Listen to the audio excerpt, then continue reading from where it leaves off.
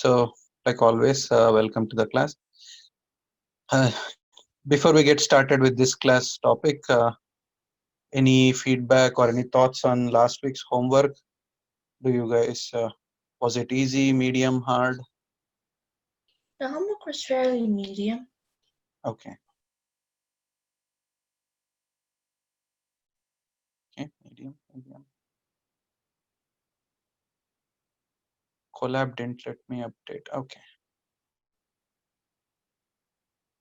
okay, cool. So, since most of you are saying medium, we can continue because I got a few emails.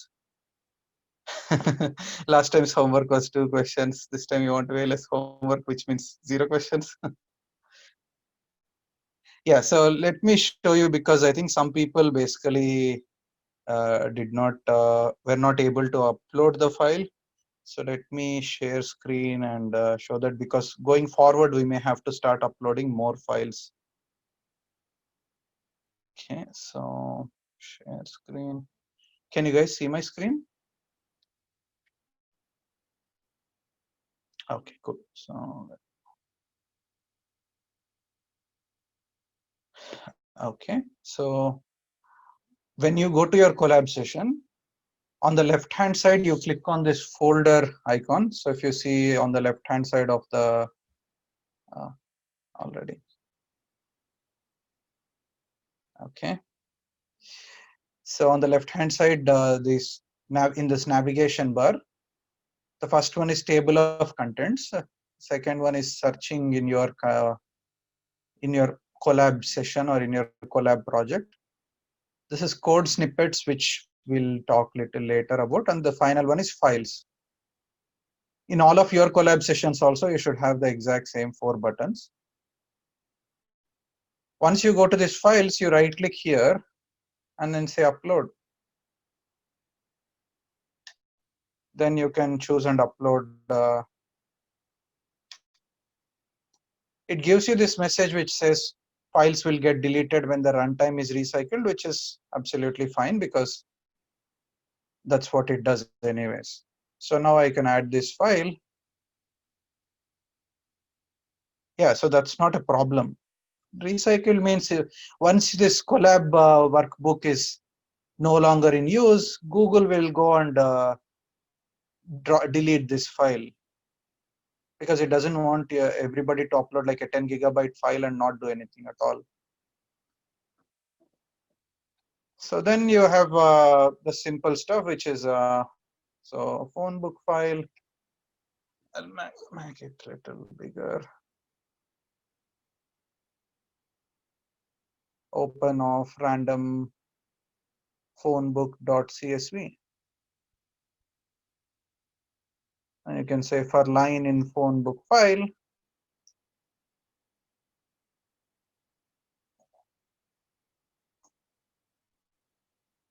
So if you guys want to talk about Minecraft, you can either talk separately in your private chats or you can talk about later. So you don't have to message everybody about your Minecraft stories. Yeah, so basically this is it. So once you upload the file, which was probably the only thing that some of you encountered had a challenge with, the rest of it is really straightforward. You just open the file and then you loop through the file and you can do it. Can you show the code again? Oh, this is it. This just these 2 lines of or 3 lines of code. So uploading just involves, so to upload,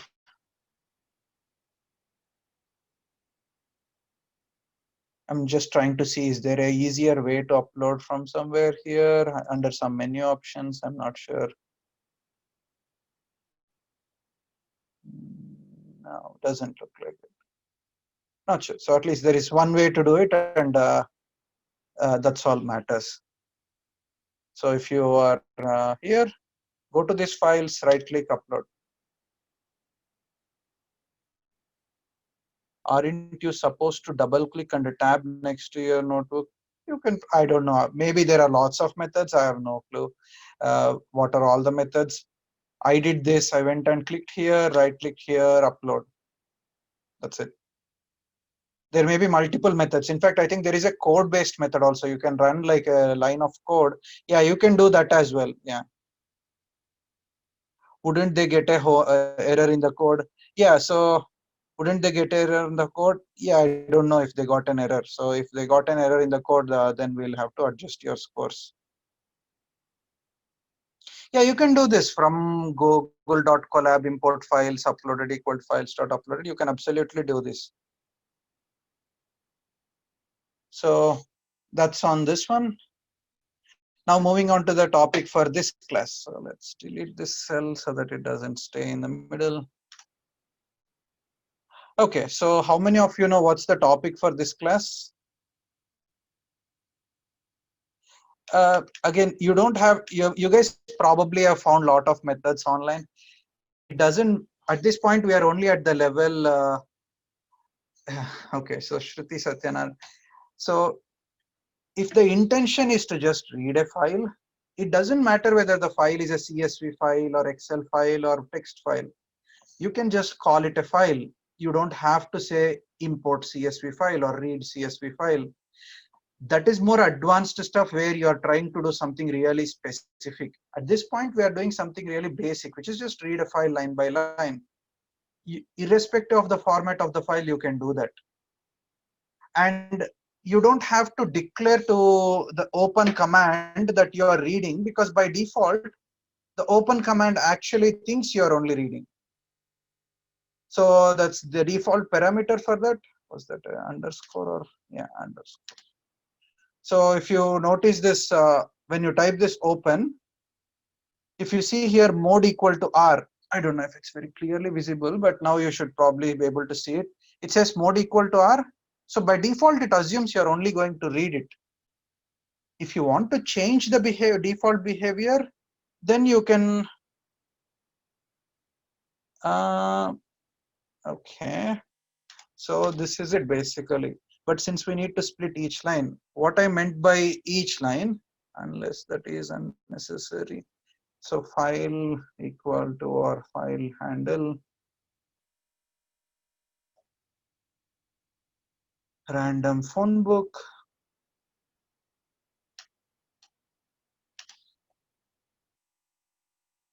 And then you can simply say for line in file handle and split this line using comma and call this like some values.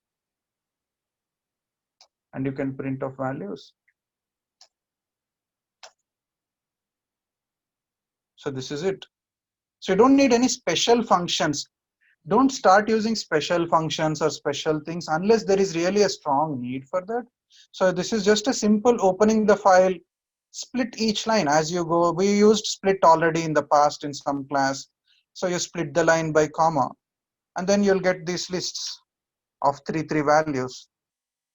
Then create the dictionary with the first value being phone number, second value as first name, third value as last name.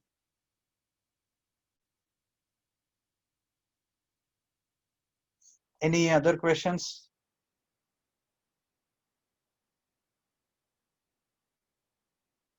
Why does it print? Yeah, because there is a line at this slash n means uh, line feed. So that means in the file when we saw this was first line and this was second line. So the reason why it becomes first line and second line is because at the end of the line there is this special character. These are called special characters, and this special character indicates that's the end of the line and it should go to the next line. It's called line feed. If you want to Google that and learn a little about it, this character is called line feed. Okay. How do you transfer those values into a dictionary? You don't transfer, you create a dictionary. Dictionary phone number equal to, you create a dictionary by saying phone number equal to or phone number colon values of 0, and then first name colon values of 1. Hey Karthik, sorry to Yeah. are there people waiting? That can you let them in?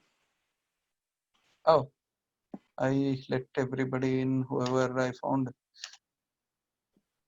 Or Shreya, can you make me the co-host? I can work on those.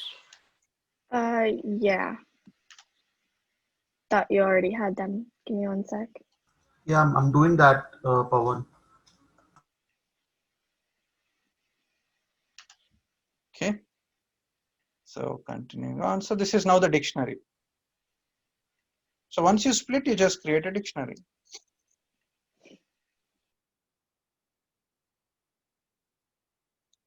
Any more questions on that one?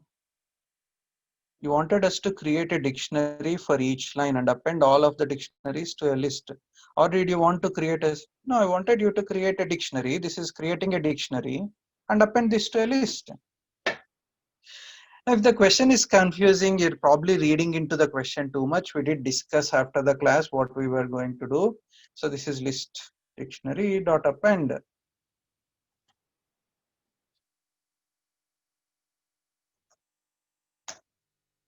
So now I've appended everything, all the dictionaries into a list.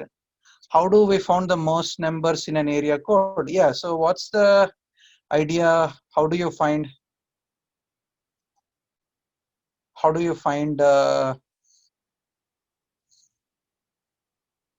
sort? Okay, sort will give you sort by one of the existing elements. Unless you create an element in your dictionary called area code, for loop. Okay, what do you do with the for loop? So you can loop through this list for each phone number. In this list, you create another dictionary here, area codes, as a dictionary with values of area code, where the key is actually, so you create an empty dictionary, area codes, and then say if area codes, or if you notice the phone number, the values of the phone number, the first 5 values of the phone number or the first 5 characters in the phone number is area code. So I can say phone number of 1 to 4. So because it's a string, it prints this, or it can check this one. So let's see if I print this. So before I jump into this, how many of you have this question? Maybe depending on that, we'll either spend little bit time on this. Like how many of you? Okay, 1, 2, at least 2, 3 people. Okay, so okay, 4 people. That's good enough. We can start continue. Okay, so what's the idea? The general idea is this. Let me open this in Excel so that the general idea becomes relatively clear, and then we can go implement it.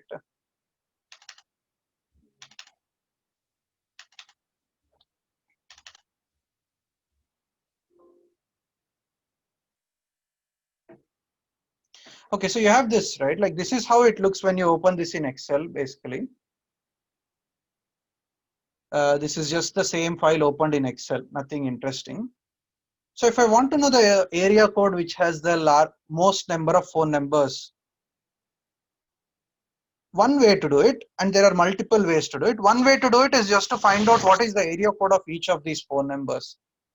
So how do you do that? You can just do left of A2 comma or A1 comma 5. So this is just the left 5 characters of the phone number, and that's the area code because it has 3-digit area code and 2 parentheses next to it. Right? Makes sense? Right? This is just the list of area codes. I didn't do anything interesting. I just extracted a piece of this. I said this is the area codes. Now what do you do? Are area codes unique? Do you guys know, like, are our area codes unique, or do you think they are not unique? So if no, they are not unique. Okay, they are not unique. So maybe the question asked in another way. If I give you the name area code like 805, will that be for 20 cities or will that be usually for one city? One city. So area codes don't have duplicates, right? You don't have 2 area codes that refer to one area code referring to 2 cities, or maybe you'll have 2 area codes referring to one city if it's a large city like Los Angeles, but one area code usually refers to one region, right? So area code itself can be a key in a dictionary. So the idea was to create a dictionary where the keys are the area codes. So how many different area codes are there in this phone book? The number of different values here are just 6. All these phone numbers are just corresponding to 6 area codes. I don't know if area codes are reused actually. If a city is abandoned or becomes a ghost town, I actually don't think they reuse area codes because they have enough area codes to use. So now I'll try this in Excel first before doing anything else. Now what do I want to find out? How many phone numbers have 833, right? How many phone numbers are in this 833 area? How many in 855, 844 and so on, right? That's all I have to do. So what I did is first figured out what are all the area codes. Then I got the distinct list of area codes. Now I can find out how many phone numbers are in each area code. Are the steps clear in the process? Like anyone has any questions? Maybe there is another method to do the same thing. I'm just trying to go over one method. Okay, so first what I did first is basically I found out what are all the area codes. So from the phone number, I extracted the area codes. So from phone number, I extracted area codes. How did you find the distinct? Oh, in Excel, it's easy. But if you are trying to do this in Python, if you added the area code as a key to your dictionary, then when you keep adding this again and again, it will just not add it one more time, right? Because keys in a dictionary are unique. So you can't have duplicate keys in a dictionary. So that's how you do in Python. In Excel, all I did is I copy pasted this into another column and I said remove duplicates. So in Python, the main idea and the reason why I gave this homework right after we spoke about dictionaries is because the main idea was to show you that keys can be of any form. You don't have to have word like keys only. You can have keys as area codes. You can have keys as people's names or the letter with which somebody's name starts. When most of the times when you look at a dictionary, an English dictionary, for finding how much phone numbers, could you also use count for finding how much phone numbers for each? Yeah, I'm sure you can do it other ways, Shruti, definitely. Like you can write a for loop, and in that for loop, you can go and find out each area code and how many numbers are there. This is just one method, as I'm saying. So as you go through each phone number, extract the area code and add it to a dictionary, and then maintain the count. So when I'm here, the count for 833 is 1. Count for 855 is 1. Count for 844 is 1. 855 now is 2. 844 now is 2. 899 only one phone number. 899 second phone number. 844 third phone number. Fourth phone number. 855 third phone number. 833 second phone number. 844 fifth phone number, and so on. So I can increase the count. As I find each new area code, I add it to the dictionary with a count of 1. And then I increase the count as I find another phone number for that area code. So code becomes relatively, I mean, you can do it in other ways. I'm not sure what other ways exist, but I'm sure there are lots of other ways of doing this. This is just one way. How did you find? Yeah, with the code, let's see. So now that the idea is clear. So what I did is basically as I loop through this for phone number in list dictionary. So I first created a dictionary called area codes. And then I check if, so if you want to know what is this one, so first let's print phone number. Yeah, we'll talk about your code in a bit. Yeah, it looks almost the same, extracting the area code, right? So this is a phone number. Each element inside the list is a dictionary. So now phone number of phone number is a value, right? That should just give me this value. Does anyone disagree with that? When I say phone number of phone number, it should just give me this part, 83392057885. Does anyone not believe it wouldn't give that? Okay, cool. So let's just print it. So as you can see, these are all the phone numbers, right? Now the area code is actually just the first to fourth character in this, because the 0th character is parenthesis, then 1, 2, 3. So first to fourth character, right? So if I want to find characters 1, 2, and 3, I just can say first to fourth, because this is a string, I can do string slicing. So see, all the things that you learned already so far. This is dictionary, creating a dictionary, adding it to a list so that you can easily loop through, then creating a looping through the list and accessing the elements of a dictionary, then slicing the list, which is a string, and getting the area code. So now this should just print area codes. So now we can declare a variable called area code equal to this, and say if area code. So how do you check if a key is in a dictionary? Wouldn't you say 1 to 3? If you say 1 to 3 Meda, what you will get is just the characters 1 and 2, because 3 is not the end index, it is end index plus 1 really. So you'll only get 1 and 2 characters, right? Because the start index is 1 and end index is 3 minus 1 really. Yeah. So, okay. So how do you check whether the area code is in this dictionary or not? How do you check if area code is in the dictionary?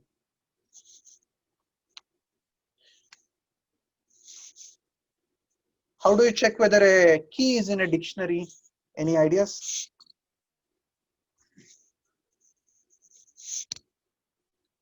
Okay, using if what? Yeah, if. Okay, I used if what? If underscore in dictionary. Okay, so if area code in area codes, right? This is supposed to be my dictionary. So I'll say if not in basically, because if it is not in, I want to do something special. So if it's not in, then I'll just say area codes of area code equal to 1. So in my dictionary, I want the area codes to be the keys and count number of phone numbers with that area code to be the value. So my key is area code, value is the count of phone numbers. So if it, what should I do if already the area code is in the dictionary? What should I do?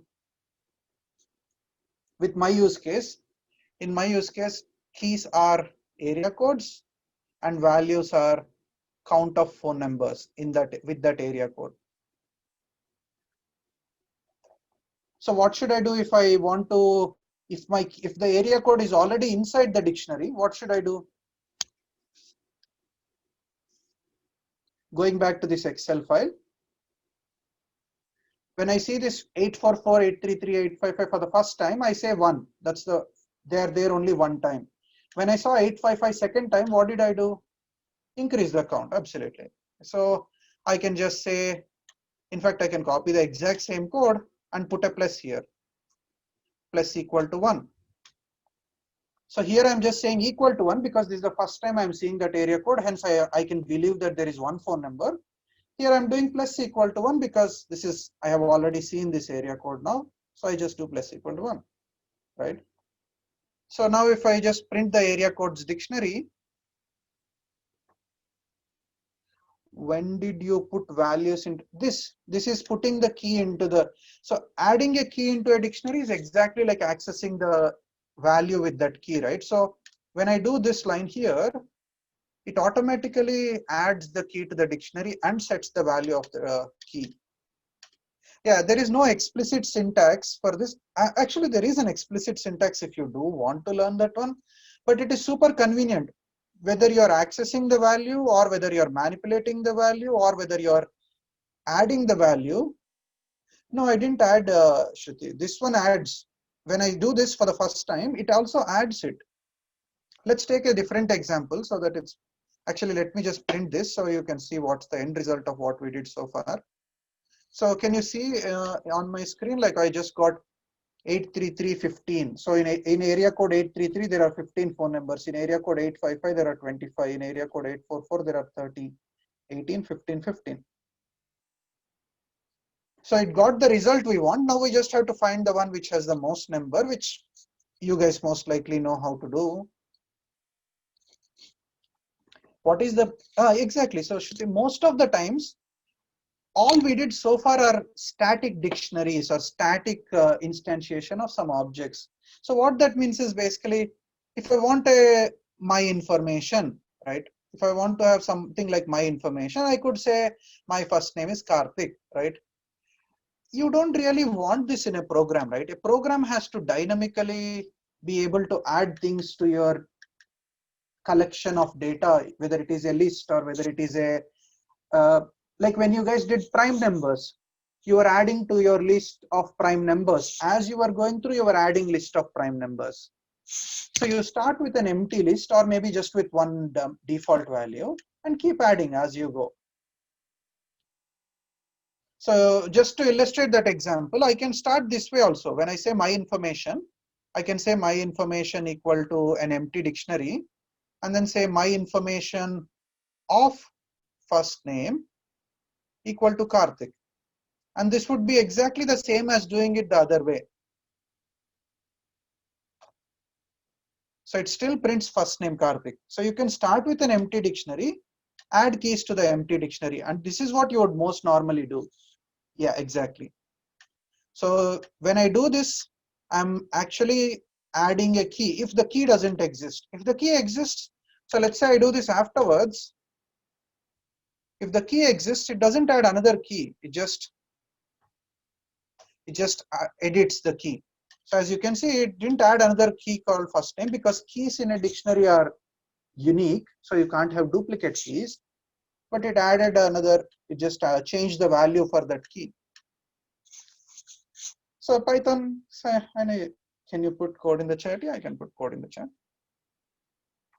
So this is what I just did for dictionary, creating a new key, editing the value of a key, or accessing the value of a key. So all of them, the left-hand side looks exactly the same.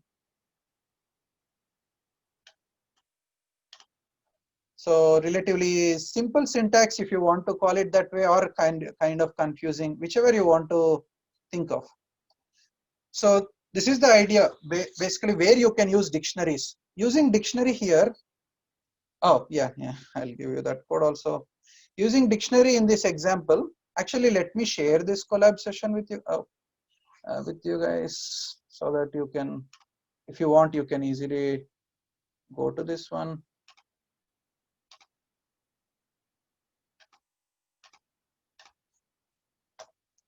So that's my collab session. If you guys want to go look at the code, you can look at it there and copy easily. Okay, so this is the general idea. So the general idea was to show you guys that you can use dictionaries for a lot of purposes, and not just when you have nice descriptive string-like keys. You can use area codes as keys as long as you know that your key is a relatively unique, actually not relatively, is a unique value. You can do this. Exactly. Page would, how would you answer this question? If you were to write, yeah, exactly the same way as this. Instead of say, calling area codes dictionary, I would now call this as, let's say, first letter of first name dictionary, or letter pages dictionary. So again, I loop through each phone number, and instead of now getting the phone number, I get the first name, and then just get the first character of the first name and call this letter. If letter not in letter pages, again, letters in English are unique, right? So there are no duplicates. A means A does not mean 10 other things, right? So I did the exact same thing, and at the end I find out which letter has the most common. So I found out the exact same way. So almost the same coding really as area codes versus letters. I almost copy pasted everything actually, even when I wrote the solution, just change the names of variables. Oh yeah, sorry. So if you want to compare these two, first I had the area codes dictionary, now I have letter pages dictionary, or whatever you want to call it. I loop through the list again, the list that we created at the beginning. Instead of getting the area code, now I'm getting the letter of the first name. So I just access first name from the dictionary and get the 0th value. If letter not in letter pages dictionary, then letter pages of letter equal to 1. Else increment the count by 1. Then I know how many are in each page.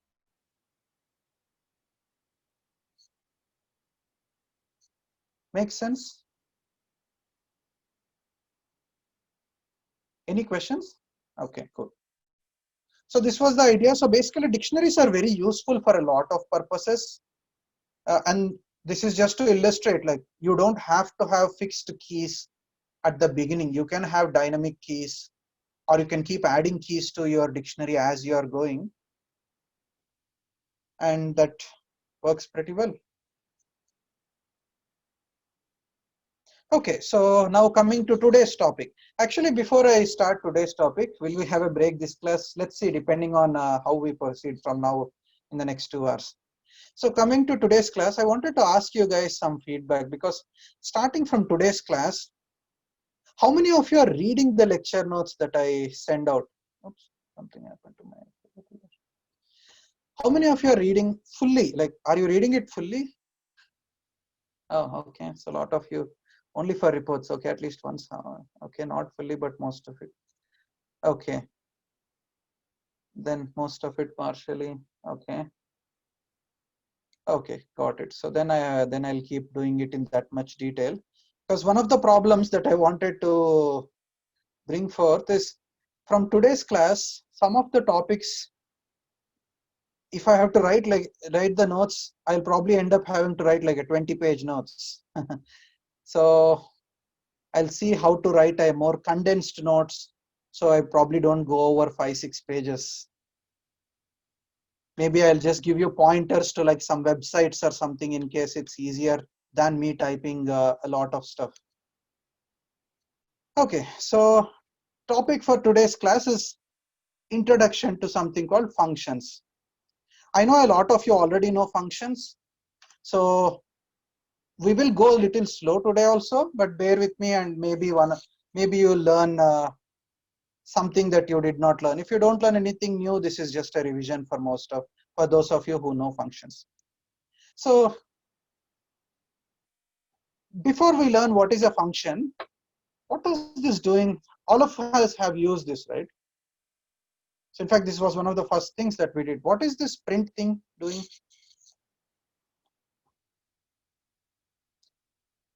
Printing a string. What if I gave it a number? What if I said print of 1? Print something, okay, prints an integer, okay. What if I gave it a list?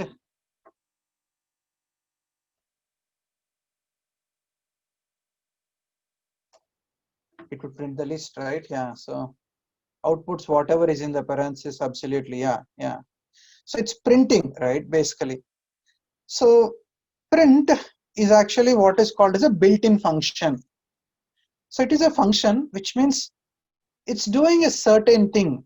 Its function, the job of the print function is to print whatever you give onto what is called as the console. So this is, you can think of this as like console.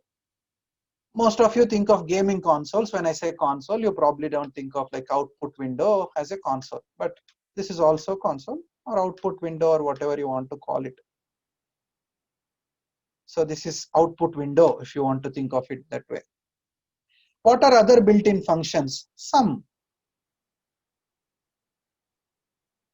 min, max, length. Any other functions that you guys can think? POW, actually POW I think is, oh yeah, POW for power, right? Yeah, okay. Any other functions? Count, very nice, count. But count is not a built-in function of like this, right? So I just can't say count. I have to say list.count, right? Our built-in functions in yellow text, I wish to say yes, I don't know what color scheme this picks, but yeah, looks like all the functions I typed so far have the same text. List, okay, list actually, we'll come back to list. Type, yes, type is a built-in function. No, looks like type of is a built-in function. String, okay.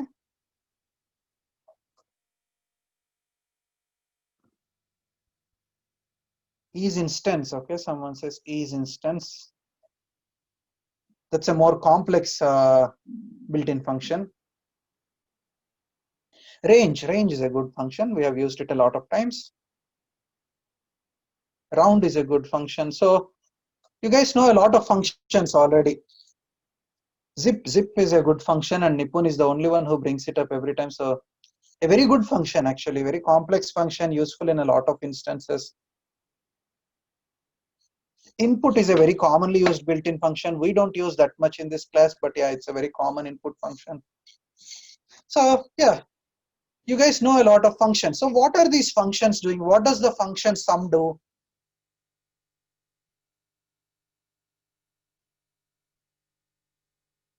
What does the function sum do? Sum of input adds what is inside. Yeah, absolutely. Yeah, right. So it's a relatively useful thing, right? What if there was no function called sum? How would you do a sum? Imagine there is no function called sum. How would you do a sum then? Using the operator, right? Or if you had to add up all the elements within a list, let's say, for example, I have a list with 100 values or a million values. You wouldn't type list of 0 plus list of 1 plus list of 2 and so on, right? You would create your own function, or you could create your own function, right? So that's really all it is. Functions are just basically reusable pieces of code. So like Satvik is typing, he's creating his own version of a function. So what is a function? Basically, I will go over slowly again. Function is just reusable piece of code. Those of you who know programming from other languages may have already seen, or in Python, you might have already seen this, but you can define, there are more rigorous ways of defining, but it's just a reusable piece of code, right? So let's see what is a reusable piece of code. So maybe I simply write a function. So whenever I want to create a function, remember when we wanted to use a variable, we had to say I equal to 0. This was necessary. Otherwise, if I go and simply say print x, what will this say? If I simply say print x, what would it give me? Error. What kind of error? Could you put all the examples of built-in functions in the code, please? Actually, I shared my coding session. You guys should be able to refresh. 1 second. So I'll share again.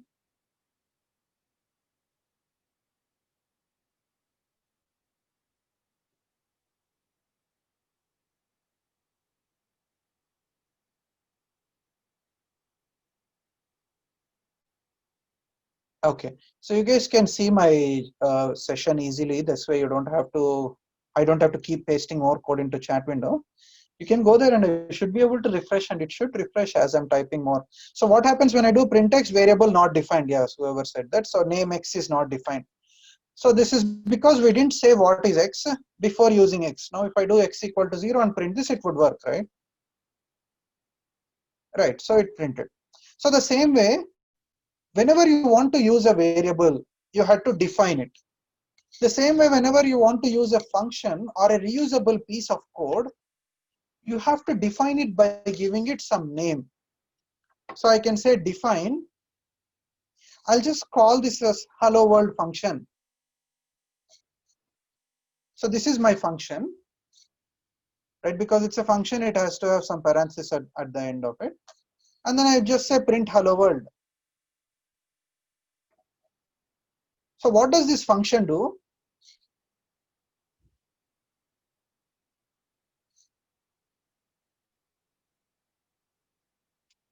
What is this function doing?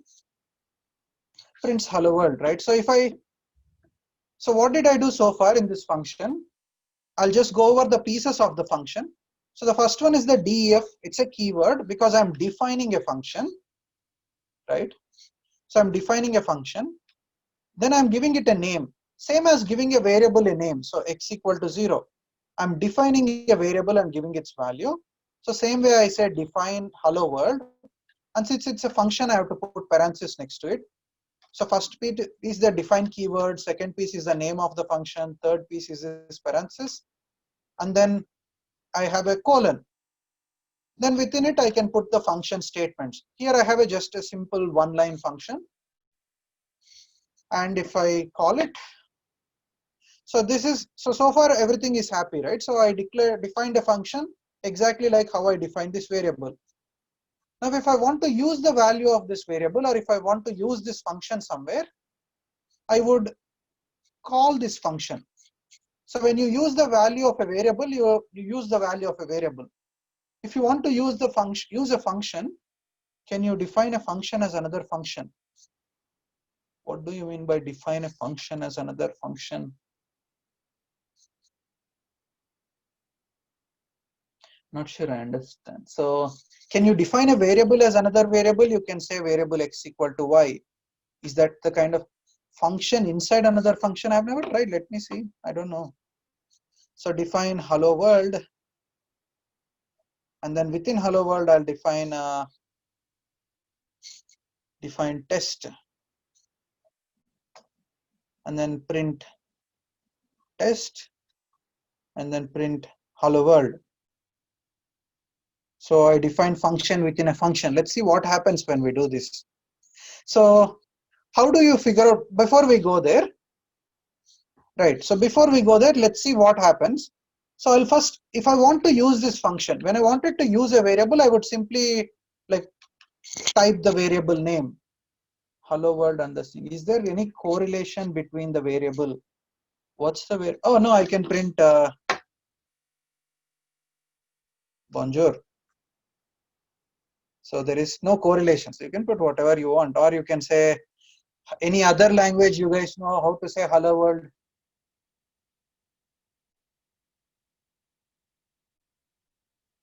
Anyone knows in any other language? World hello, no.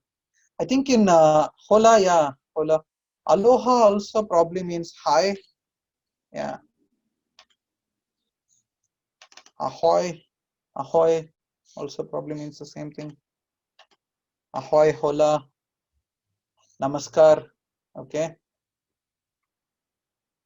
Salutations. Okay, good. So, okay. So no correlation. We can do whatever we want. So now if I want to use this function, what is, you just type the name of the function and put the parenthesis next to it. This is called as calling the function. Right, yeah, a lot of salutations. So this is just calling the function. So if I run this, it prints this, right? So it didn't do anything interesting, right? It just printed this. But imagine if I'm programming a chat bot which says, okay, every time somebody comes here, I want to give a common introduction and say, hello, this is Lucy. I'm your chat bot.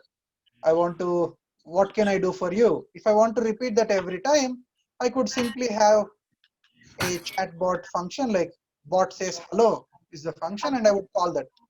And it doesn't do anything other than print this message. That's mine, I know.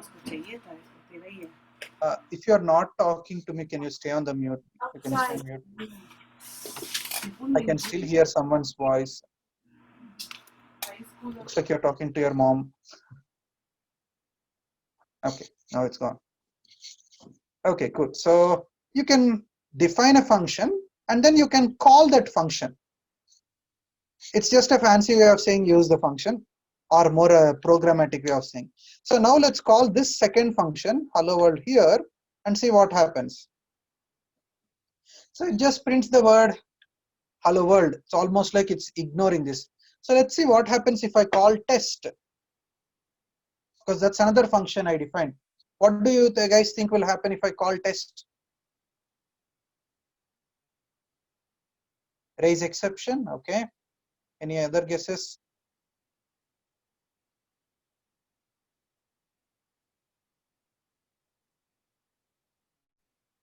Error. Okay. So let's see. So name test is not defined. Right. We'll come back to this one. This is a very good example. Whoever brought it up, actually, I would like to thank that person. Let me go back to the chat and see to thank that person, because this is a very interesting thing. We can discuss a little bit later about what is happening here. Nipun Nagendra and someone whose name I can't read. Why are there 99 plus chats in less than 1 minute? Everybody wants to be engaged in the class. Okay, so anyways, so when I called hello world in the simple form, all it did is print this, and these kind of functions are also useful, right? The example that I just gave, if you are building a chatbot, you want to always have the chatbot say the same thing at the beginning of the chat. So any questions on what we did so far? So please go ahead and write your own function. Try and accept is not really a function. We will discuss about try and accept in next class. So let's hold off on that conversation for now. But yeah, basically, you guys go ahead, feel free to create your own function, do whatever you want. You want to print or you want to add 10 numbers, you can write a function, whatever function you want. Define add first 10 numbers.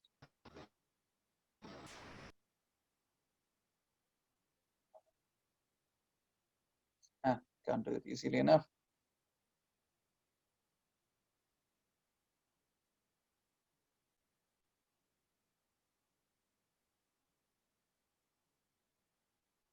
So if you have function, then it will only print. No, that's not true, Saishri.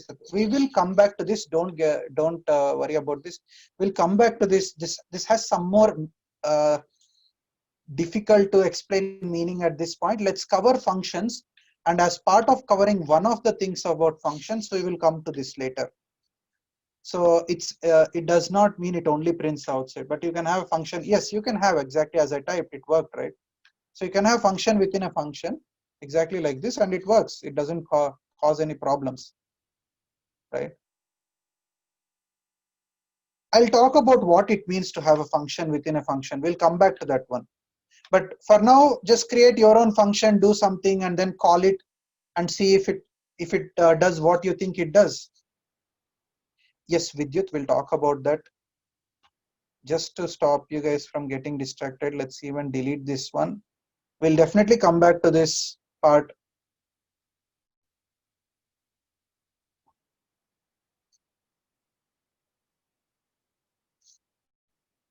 So anyone wants to share what function they created? Okay, for some reason it doesn't work. So sum of 2 plus 3 is not correct, right? Sum is a function that takes 2 comma 3 maybe, not 2 plus 3. So you're using some function wrong. So you could do this, print of 2 plus 3. If you want to use sum, okay, very nice. np.array, that's a good function. Lucy bot, very nice. Print, hello, my name is Lucy and I'm your personal robot. Nice. Spaghetti is good, very good. Perfect, Shruti. Yeah, assistant.lucybot. Yeah, maybe you have different bots. Okay, so yeah, it needs an iterable. So if you want to do this for the sum, you should have done print of to a sum of 2 comma 3. And that also probably does it. Didn't do much.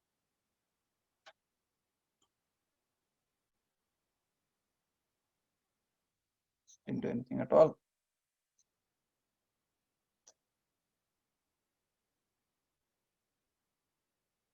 Oh, I'm not calling it at all.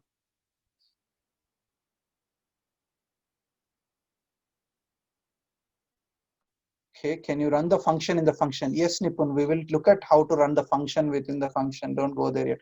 Define complex number operations, sum equal to 90. Wow, what's that? Sometimes I squared. What is that? Okay, interesting. Simple function subtract, good. Okay, cool. So you guys are familiar. Has anyone not been able to create a function and call it? Prints triangular numbers, very nice. The best function, very cool. Yeah, who is this person in the waiting room who has this really?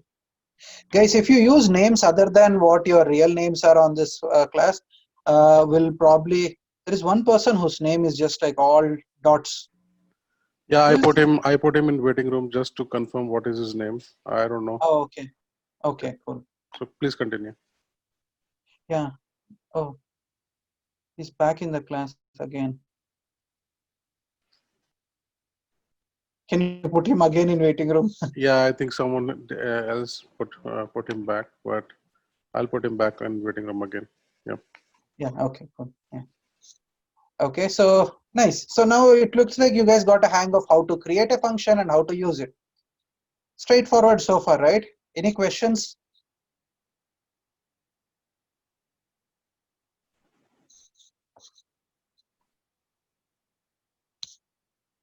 Anyone? Any questions?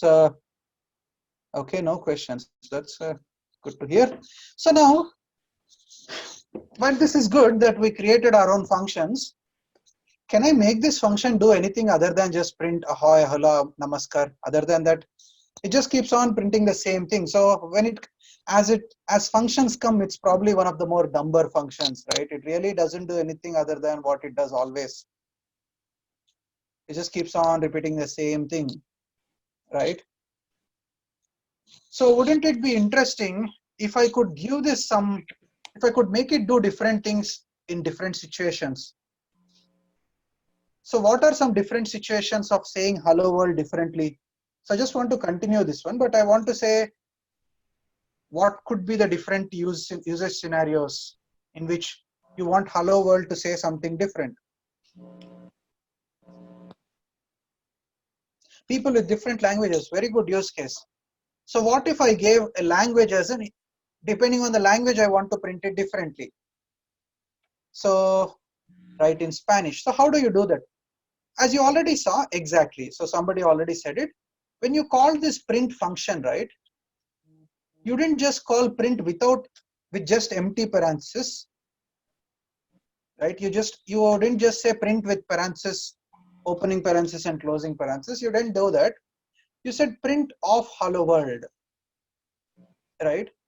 But if you do your hello world of Spanish, what happens? Any guesses what would happen if I say hello world of Spanish? Error, okay. Okay, so let's try. So it says hello world takes 0 arguments. Very good. So we'll come to that. Very good. So some of you already know, obviously. So what is happening here is the function hello world is what is a fixed function. It doesn't do anything different.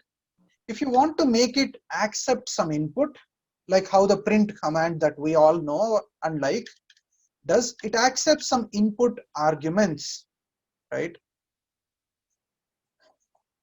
So before you start passing it an argument, you have to say it accepts an argument or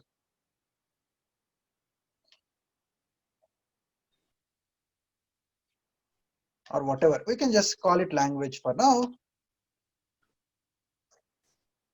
So now let's see what happens if I call this with Spanish. So what did I do so far? I went to the same hello world declaration.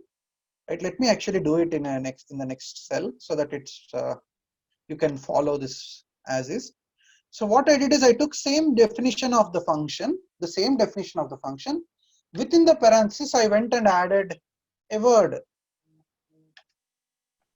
This variable is what is called as a parameter.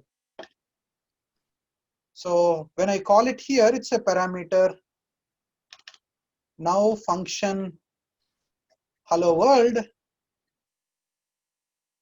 has a parameter.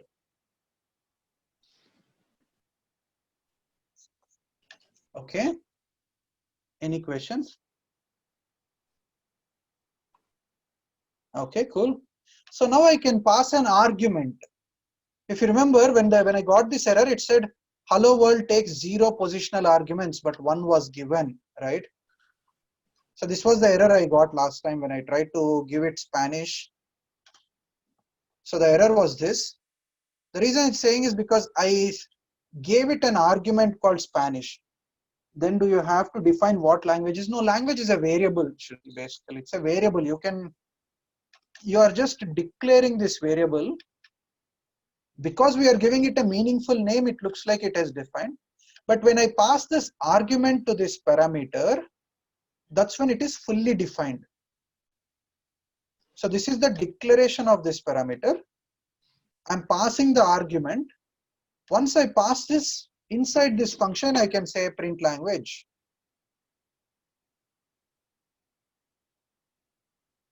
And it says Spanish. Should argument should be in codes? I don't understand what that means. Argument should be in codes. Oh, in quotes, you mean like this one, the Spanish, or this part, you mean like, should it be in quotes only? No, because I'm passing a word as a parameter, I'm using quotes. But let's say I wanted to create a function called add first n numbers, then my argument is number. I would say for I in range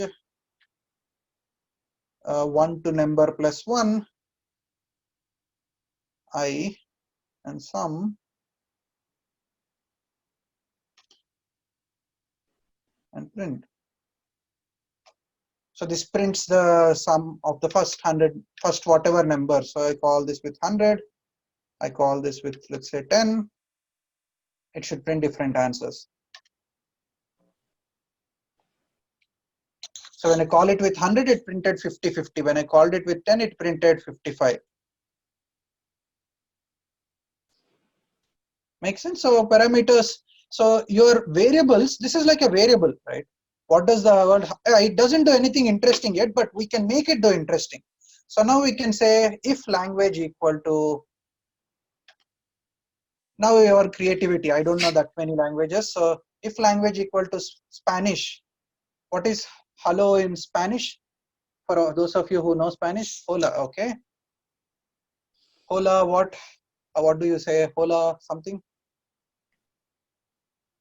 Hola is hello, right? Okay, ¿cómo estás? I have no idea. I'll type whatever you guys say.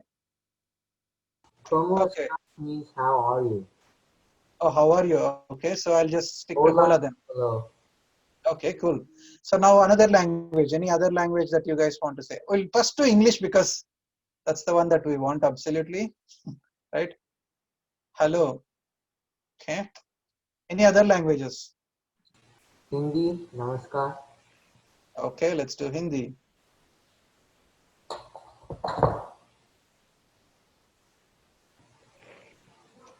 Any other language? Chinese, ni Tamil, hoi. vanakkam. Okay, Tamil it is Yeah, vanakkam. Chinese Okay. is 你好. Okay, yeah, exactly. I'll type that also. I've got to type a colon. You guys can try it on your own also, whichever other language. So I'll stop with Chinese because I don't want to just keep typing the same thing again and again. So you can try in your own hello world function. So what is it? Ni hoi. Ni hao. Okay. And then I'll say else. In any other language, I'll just say greetings. Hello. So if you don't know any of the languages that I recognize, I'll just say hello. That's all. Oh yeah, you're right. Actually, I don't program as much in Python as I program in other languages. So I keep on using what is in other languages. Thanks for pointing it out. So Elif, yeah, absolutely. Okay, cool. So now we got this. So now let's see what happens when I call hello world with Spanish, hello world with Hindi, and hello world with German. No, Elsif is what in most other languages it is. In Python, it's just shortened to Elif. That's all, no difference. It's the same thing. Syntactic difference. So let's see what happens when I call these. So as expected, when I called it in Spanish, it says hola. When I called it in Hindi, it says namaskar. When I call it in German, it says hello because I didn't explicitly take care of German, right? Still not very smart, but much smarter than the previous version, right? It at least accepts a language and says, okay, fine, I'll talk to you in your language as long as I know which language, as long as it's one of these 5 languages, right? So not too great, but one step further. Yeah, you can, it's up to you guys. You can come up with as many languages as you want. You can be creative, put them here. So makes sense? How did we extend? Our first step was we just built a reusable piece of code which we want for our chatbot to say hello when it starts or when you start talking to it. But it was kind of a dumb chatbot because all it did is say hello in multiple languages in one shot, which nobody wants, right? We tried to give it a language and call it with that language so that it only says in that language. This is called, we added a parameter. We added one parameter and we gave it one argument. So when it is here, when you are defining within the function, it's a parameter. When you pass it a value, it's an argument. There are two people with their mics unmuted. I don't know. Yeah, if you guys are not, if you don't have a question, please stay on mute so that there is no background noise. So now I extended the function by adding one parameter and I passed an argument and it works. Now, just to make sure that this works, this is robust enough. So what happens if I call it this way? So what do you expect this call returns?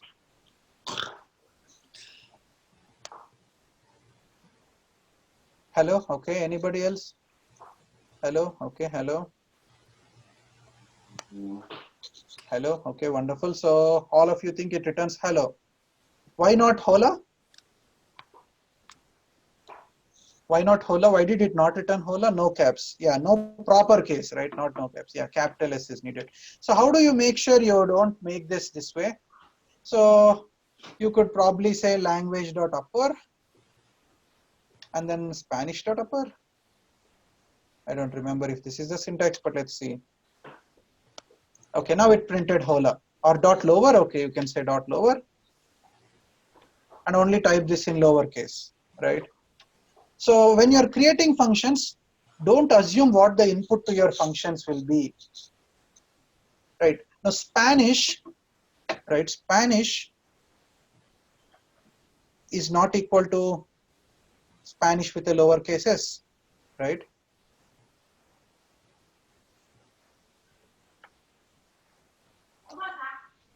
So if you see, this says false, right? When I say Spanish equal to Spanish with a lowercase s at the beginning, these two are not equal. So if you are accepting string inputs, make sure you try to use your parameters by converting them into some uppercase or lowercase or whatever case you like. What does dot lower do? It basically changes whatever I give here. If I give Spanish this way, it changes into the lowercase for all the letters.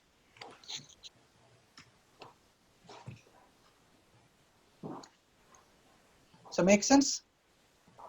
Okay, so now we got a simpler hello world thing, right? So now this hello world thing accepts a parameter. So it's it has become slightly more smarter than what it was earlier, a few minutes ago. What else would you like to make this hello world bot do? Like, what is a natural extension? It still is not too smart, right? Like, it only has a few languages, not too smart. But without typing every language, what else can we do with this chat bot? Rock, paper, scissors bot? No, I don't know how to make a rock, paper, scissors bot. Add to the function directly. 2048. Yeah, we can make it right to 2048. But this purpose of this function, again, remember, functions have purposes. You can't just use one function to do 10 different things. Then you are not reusing your code, right? Okay, that's an interesting thing. Maybe the hello world thing can give you like a motivational message, right? So when you call it Spanish, so let's say I have a list of motivational messages. So maybe this is like a philosophical chatbot. It says, tell me some motivational quotations that you guys know. Any motivational sayings, any motivational thoughts that you guys know? You can do it, okay? Every strike brings me closer to my next home run. Sorry, I can't. If you can type on in the chat window, probably I can copy paste easily. Okay, yes, let's do it even better. Okay, so let's make a dictionary with motivational messages.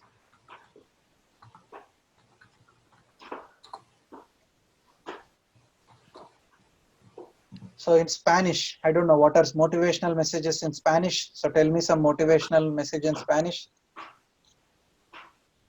Success is 80% behavior and 20% knowledge. Okay. Oh, I have no clue what all these are. Okay, let me Google some Spanish motivational quotes. Okay, the 9 most inspirational Spanish quotes about life. A quote about courage. Okay, something about money. Money does not last for fools. Okay, doesn't seem that motivational. Okay.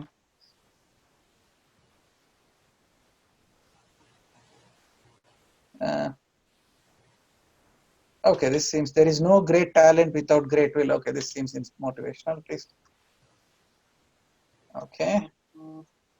So I'll create now English motivational stuff. The reason I'm using a dictionary with all this is because I want to make sure I don't just don't keep typing it again and again. Okay. So English, what would you do with English? Or actually, let's just make this a simple list. I'll then extend it later because with a dictionary, it doesn't do that much good anyways at this point. So some of your English what were this? You can do it. Any Chinese motivational stuff or Hindi motivational stuff? Oh, every strike brings me closer to my next home run. Usually it takes you closer to your home, but not to home run, but okay. Okay, what some Chinese motivational one or Hindi or Tamil? You guys are only giving in the first two. Oh, yeah. No, I'm not. I'm not saying it's not a motivational thing. Just trying to. Okay, yeah, same repeat one. So no Chinese ones. Okay. Oh, due by 11:59. That's motivational. Thank you. Next time I'll put it in gold quote. Okay, cool. So now let's see.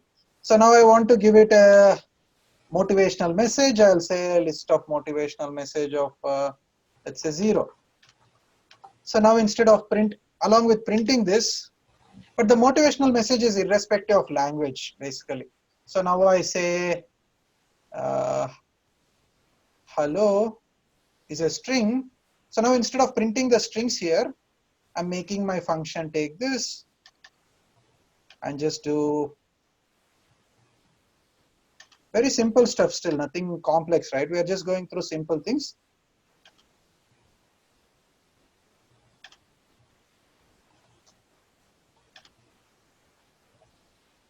In fact, I don't even have to have an else. If I have a variable, I can simply say hello equal to hello. So default value.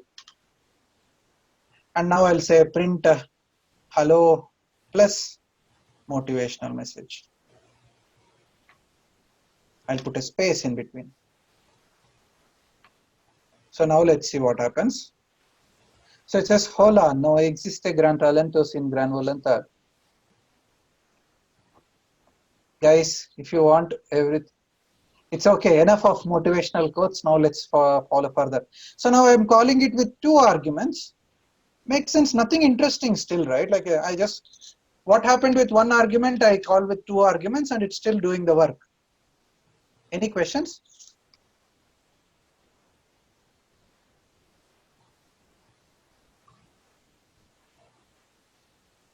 Anyone, any thoughts, any questions?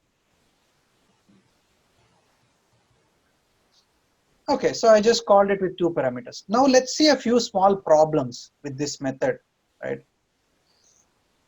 So what happens if I call this way?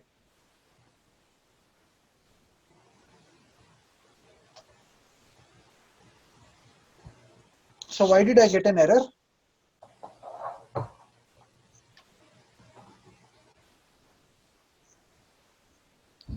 Or what does the error say? Any thoughts, anybody?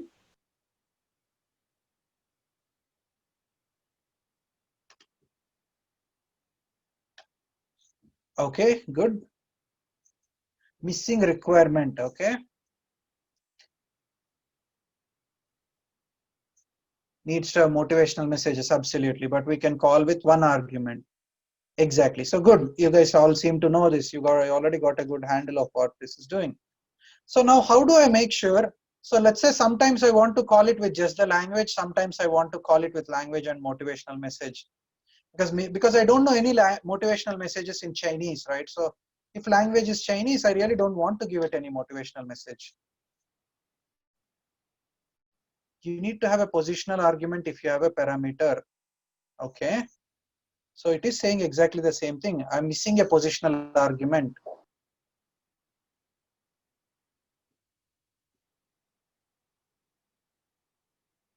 So one way of getting away with this is by using what are called as default parameters. So I can just, when I type the motivational message here, right after that I can put an equal to and an empty string. You can put English motivation messages. Well, I want to be able to call it with just the language, like how my original hello world was working. Motivational message is like a new feature. I don't want it to, actually, you guys will sympathize with this or will be able to associate with this example. How many of you install a game and then once you update, the game stops working? Did this happen to you? Like you update some of your software and it starts failing, right? It happens to you guys, right? This actually is one of the conceptually, this is one of the most fundamental reasons why that happens. Because what we did, we took our simple hello world function, right? We took our simple hello world function. We added one parameter. Now this old hello world function doesn't work anymore, right? The old hello world function doesn't work anymore, but the new hello world function works. But somewhere in my code, let's say I accidentally forgot and I still have my old hello world function. What happens when I call this without any arguments? So what happens when I do this here? You get an error, right? Right. So this is one of the biggest problems in all of programming. One of the biggest, it's not the biggest problem or not the only problem. This is what some people or in some context is referred to as backward compatibility. That means as you keep extending your code, you should make sure your previous usage of the code also still works, right? So in this case, when we added a parameter, we almost made sure that the way in which we were calling it originally no longer works, right? If I call it hello world without an argument, it no longer works. The same way when I added this motivational message, it was an additional feature. It was not the only thing that this was supposed to do. This was supposed to say hello. Irrespective of whether there is a motivational message or not, it was supposed to say hello. But by adding the motivational message, I broke my functionality. Now when I don't give it a motivational message, it doesn't even say hello. This is the reason why your apps break. Some programmer somewhere forgot that they have to start passing some necessary arguments, or they probably change the type of the argument or something. Not the only error, but one of the common reasons why applications don't work once you update. And then they work after 2-3 days because somebody reports and they go correct it. So now when I pass it, when I make it a default parameter like this is a parameter with a default value. This just means always the motivational message will be blank. Then I can call it either way. So if I don't call it with a second parameter, it's still printed hola as we expected, right? So as I'm extending my function to do more and more things, I'm also making sure my simple function works. Does this idea make sense to you guys?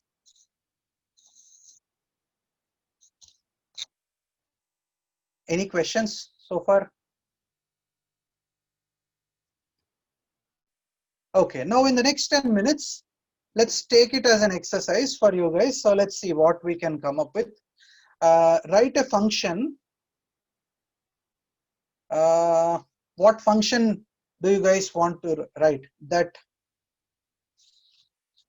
You guys choose. Depending on what you guys type, I will probably choose some of them. No, don't be silly. You want to add 1 plus 2, you need a function for that, just type 1 plus 2. Yeah, after the 10 minutes we can, if you guys finish this part of the writing the function, you can take a break. No, not 10 minutes break. It's a 2-hour class. We covered for 30 minutes just homework. So if I give 10 minutes break, I can't complete what I want to complete. No.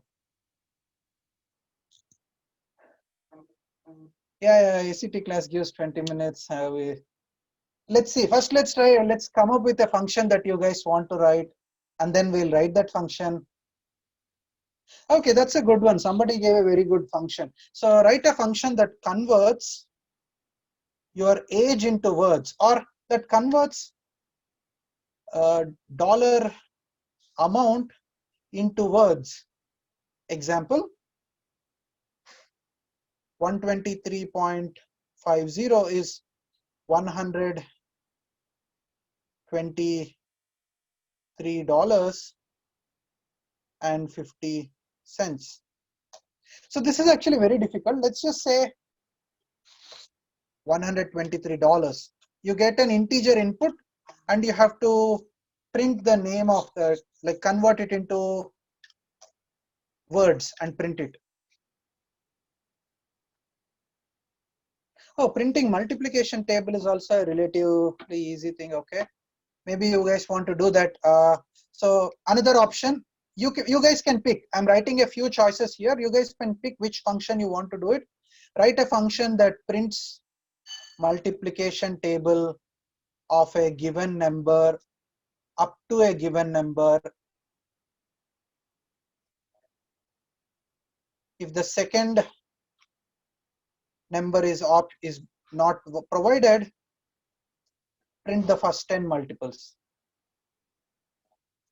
For example, multiplication table of 20 should print first 10 multiples of 20.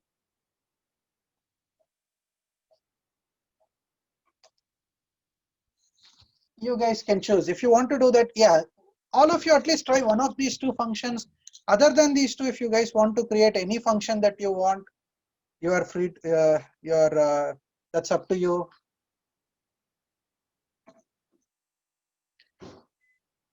Actually, this second function is relatively easy. Let's try with the second function. Just this one function. Don't even worry about the naming function. Thanks to Shubham for the hint. So this second function is pretty good. So write a function that prints multiplication tables of a given number up to a given number of multiples. So 10 multiples or 5 multiples or whatever. If you don't give the second parameter, just print the first 10 multiples. So this is the function. All of you please try. And once you are done, try to share your code.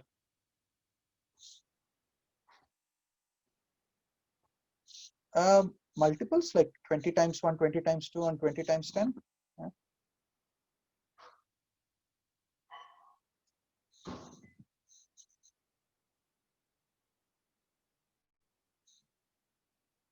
So I want to know whether, like, let's say I want to be able to call this function with, so let's say multiplication table of 19 comma 35. That means it should print the first 35 multiples of 19. So there are two inputs. One is the number whose multiplication table you are printing, and the second one is up to how many multiples should you print? Is it 10 multiples, 2 multiples, 35 multiples, whatever? Because normally when you guys do multiplication table, it's just 10 multiples, right? But since we are programming, we could go as far as we want.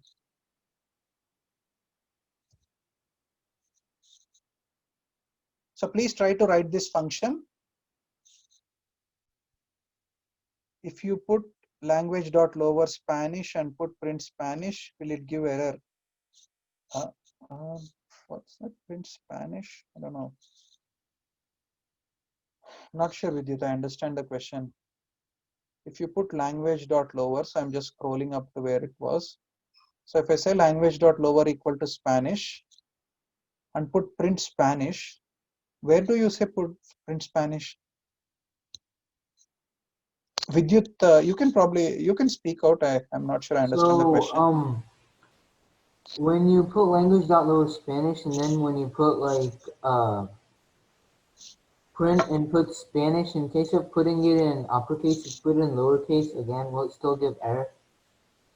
So you mean like here I go and say print language?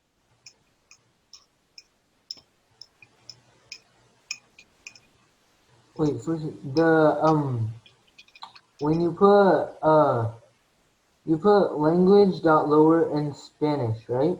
In one. Right, I said language.lower equal to Spanish, yes.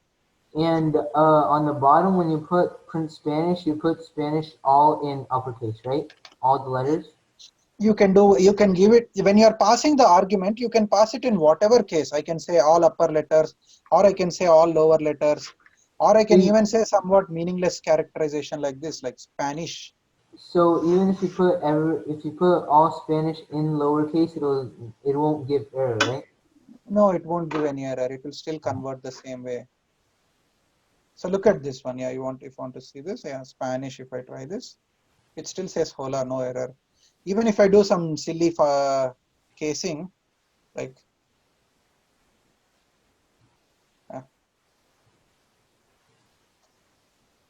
it still returns the same output. So Jonathan already sent this. Let's see Jonathan's code. I'll pause sharing for a second because I want to see Jonathan's code first. No, Jonathan, I want you to write a function. So you're supposed to write a function. So let me at least give you this function sketch. So resume sharing. So can you guys see my screen now? So we have to write a function, which basically means def multiplication table and then number and number of multiples,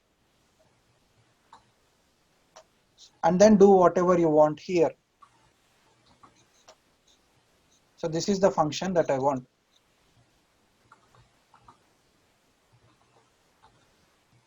This function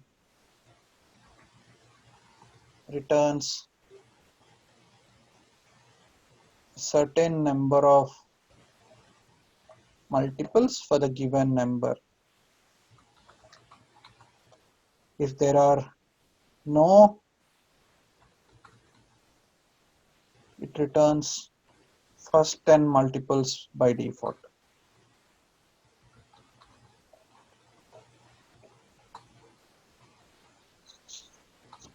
So this is my function. So I want you to go and fill this function.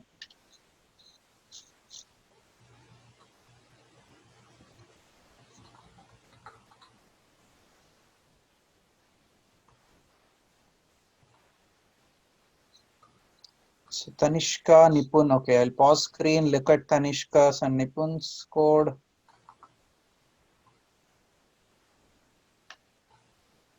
Tanishka. Yeah, Tanishka looks good. Only thing I would say is maybe instead of assuming they will until, you can probably do until +1 in that for, then it probably looks pretty good.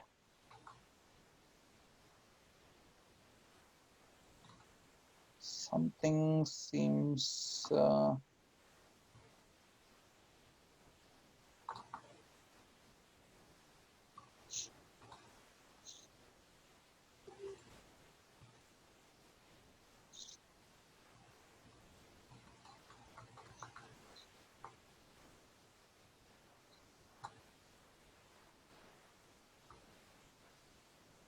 okay. So Tanishka, your code looks good. Nipun, Nagendra, let's see.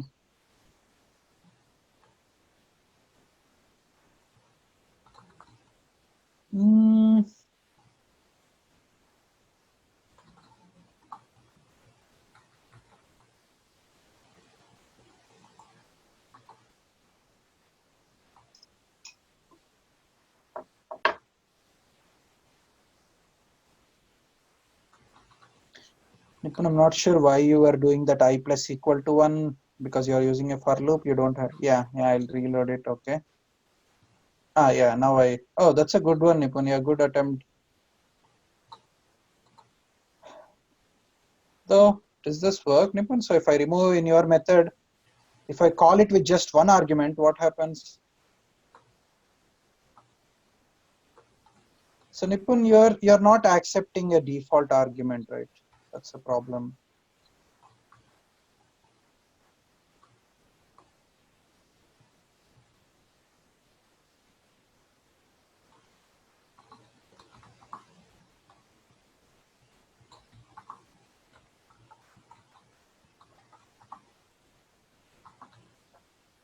Interesting. Multable of 10, 12.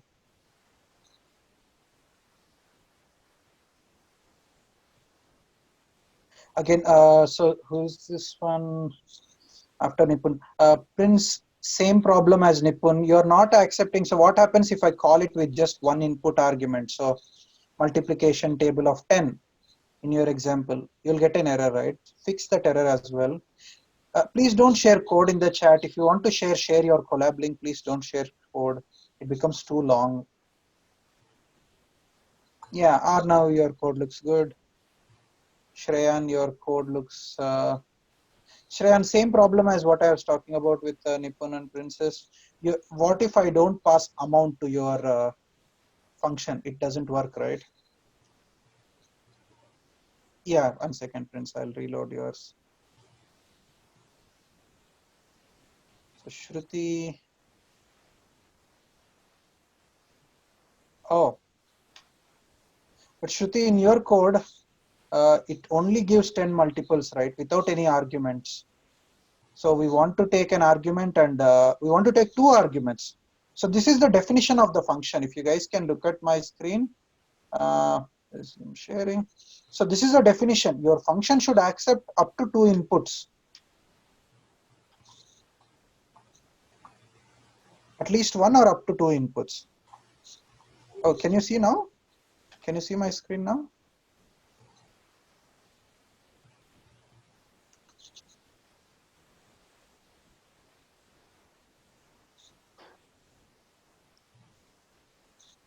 Okay, cool. So yeah, so for all of you, for those of you who are trying this, your function should accept 2 inputs. The first input is the number, second input is the number of multiples. And just to let you know a little bit more, like the number of inputs has a default value of 10. That's all this really means. Now you can go program your function, call your function with different arguments and see how it works.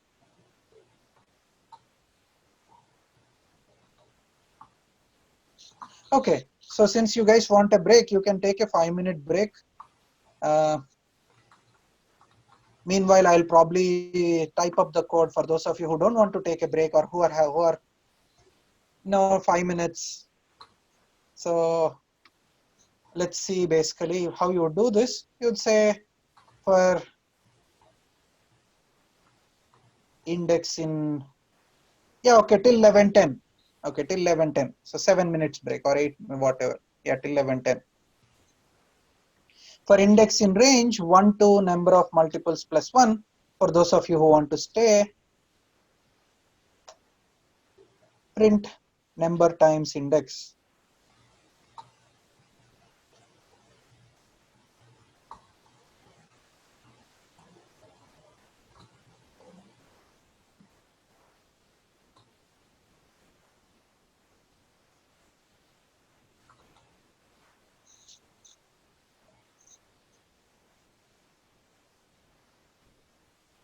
So looks like both are working.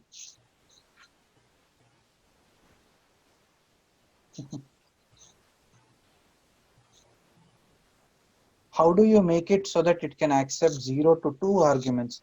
If you give this argument also a default value, Shruti, for example, so then it will accept 0 arguments. But in this example, it doesn't make sense to accept 0 arguments, right? Because it really just prints the first 10 multiples of 1. I can't tell how many people are not on break. So if you make all your arguments optional argument with a default value, that's one way. We'll look at another way of how to make it accept variable number of arguments also.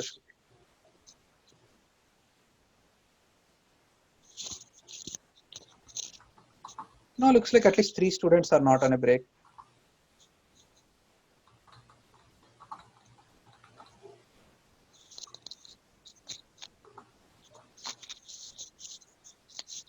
Okay, so multiplication table, just 2 numbers. So this is a 0 argument call, this is a 1 argument call, this is a 2 argument call.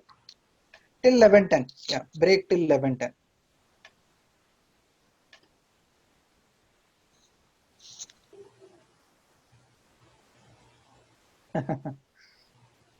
So any questions? If you guys have any questions, you want to talk about it till others come back in the next 5 minutes, you can ask questions.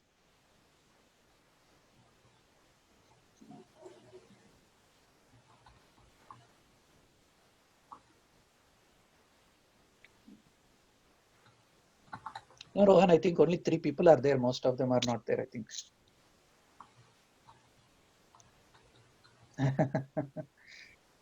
Yeah, no, looks like a lot of people are taking a break. Only few people are there.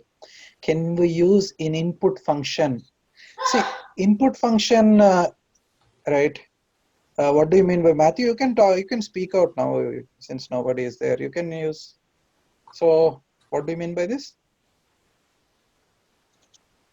That doesn't work with you because you're changing the left hand side to be Spanish in lowercase. On the right hand side, you have a uppercase S, right? So this is the same as saying, it's look at this one.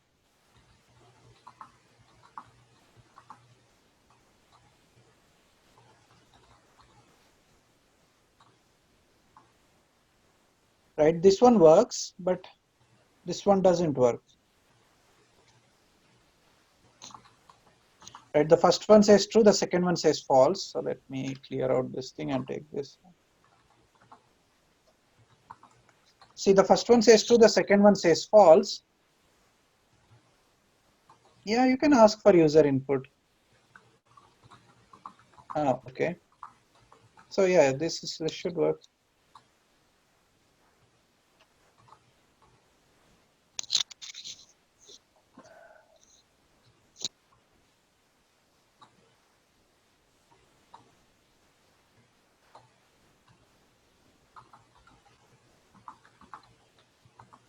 Sure, it should work. Yeah, it works, right? Like we tried already. Language.lower equal to Spanish and say print hola. It works. In the multiplication parenthesis. Oh, you mean like this?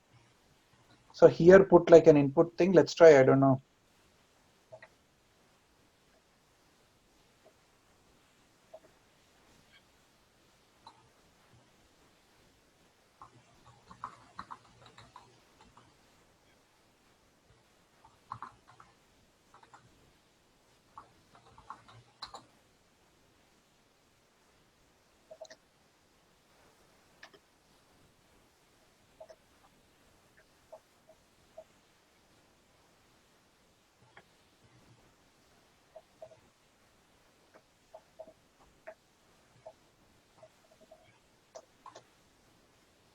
Is this what you mean, Matthew? Vidyut, you can speak out. I don't know what your problem or what the issue is. You can speak. So I put a language dot lower and then Spanish in lowercase. Can And you then share I your put code? Can you share your code? Yeah, sure. Let me share my code on my notebook. Your collab notebook is also fine. Just a second.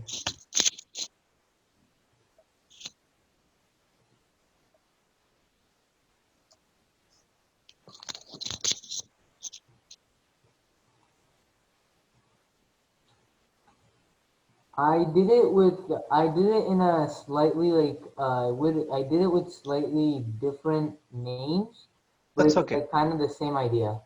Yeah, that's okay. Yeah, share your code. I'll see. so that I understand what it is. Give me a second, you need to get the link.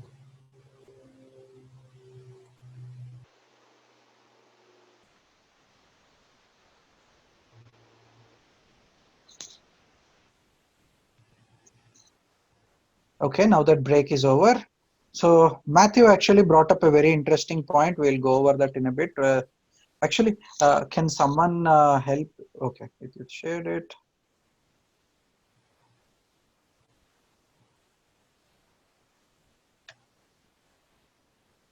Okay, so what's this?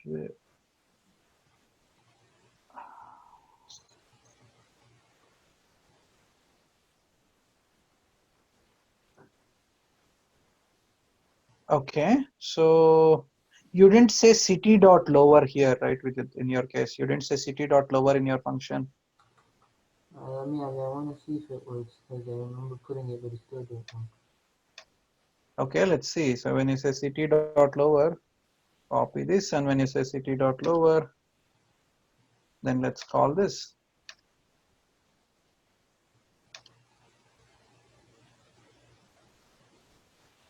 So I get the exact same things that I wanted. When I call it with Toronto, I get it as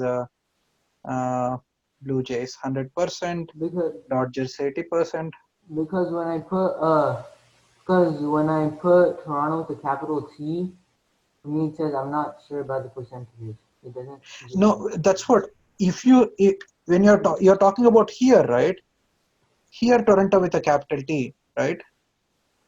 Just a second, let me see.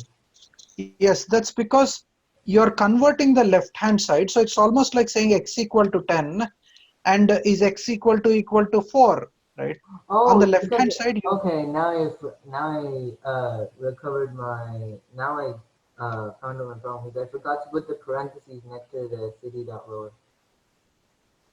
okay, That's the okay, problem. cool. Okay, cool. Guys, okay, enough of all this spam and Discord and whatnot. Okay, cool. Okay, so let's see now that you're back. So I just, as you guys were on the break, I just typed my short version of the code, or can be even shorter.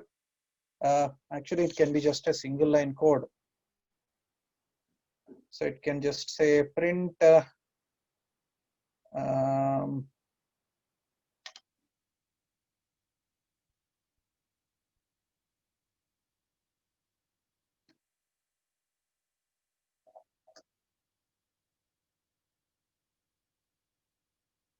so this is my single line code for doing this multiplication table.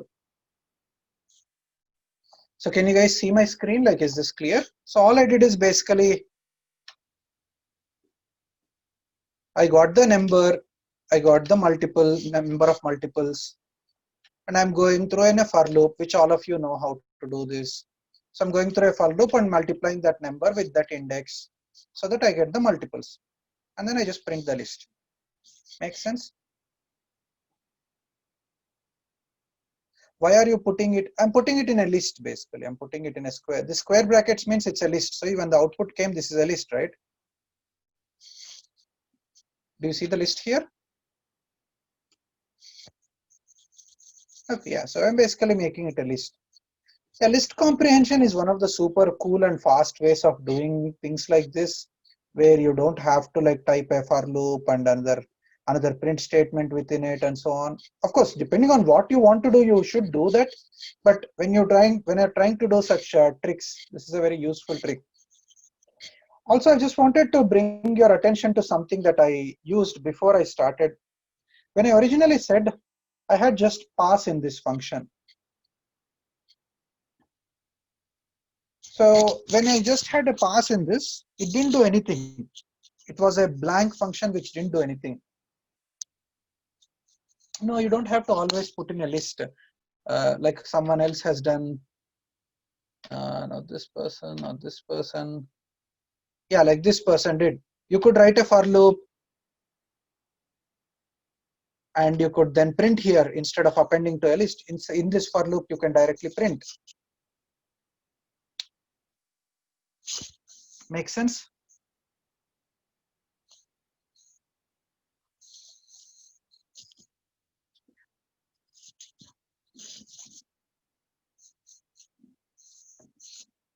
Okay, so is it possible to write a code that creates code?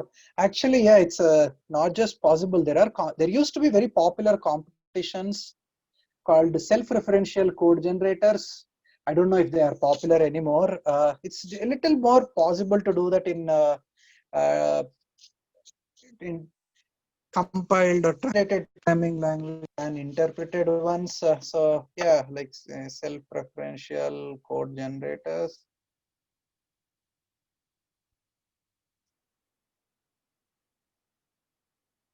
So this is a self-referential program generator. So if I take this thing and I run this thing, it generates this exact same thing, this code. If I run this code, it generates this code. Yeah. And these days, there are machines that are learning how to code automatically also. So yeah, there are at least two ways. There is the old school way, which is using some syntax trees or some recursion or some hidden data structure to print out whatever you want, print out the exact program that you are looking at. For those of you who are interested, you can also look up, there are formulas that print themselves. Self-referential formula. I only remember one or two of them. Now I can only remember actually just one. So Tupper's self-referential formula, pretty interesting thing. So look at this formula here. When you print this formula, this is what it prints. This one is not a very clear image in Wikipedia. So if you can see, it just says half less than floor of mod of floor of y divided by 17 times 2 power minus 17 floor of x minus mod of floor of y whole square. So that's the formula, and the formula prints itself.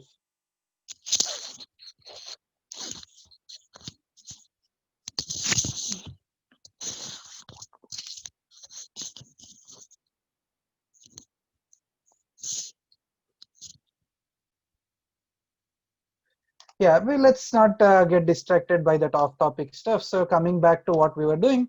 So this is something that's of interest in Python. So as of now, did everybody understand like what is a function? How do you pass inputs to a function, and what are the optional parameters to a function? Any questions on that? So far we learned three things. Functions are reusable pieces of code. Functions have 0 or more arguments or more parameters. You can call them by passing arguments. Functions can have parameters with default values or optional parameters. So that's what we learned so far, right?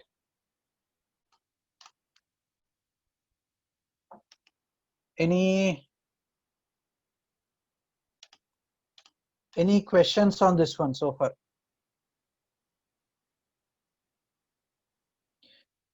Okay, if nobody has any questions on this, so let's, how can we have 0 parameters? Or the first function that we took, right? The first function that we had, hello world, had 0 parameters. Right. We'll get to that args thing in next class, Satvik. No rush. Yeah. Yeah, I mean, you guys are trying to find a yeah. Can you work live in collab? I have no clue if you can work live in collab, but if you guys want to work live in between yourselves, like with 2 of you, 3 of you, you can try that. Yeah. Yeah, I just went and edited somebody's collab and it let me do it, but don't edit my collab.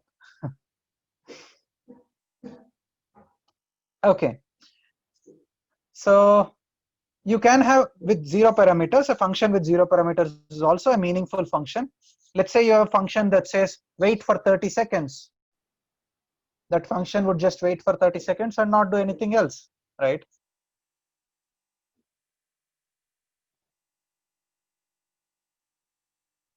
Guys, if you have questions that are not related to the topic, since we already took a break, if you guys keep on chatting in this chat window, and then others keep getting distracted and ask the same question multiple times, we will not be able to finish what we are discussing.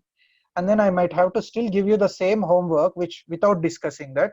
Some of you whose parents are helping or who know some of this stuff already might not have a problem with this, but those who are learning this for the first time will have a problem. So please don't chat about unnecessary things or things that are not relevant to the class.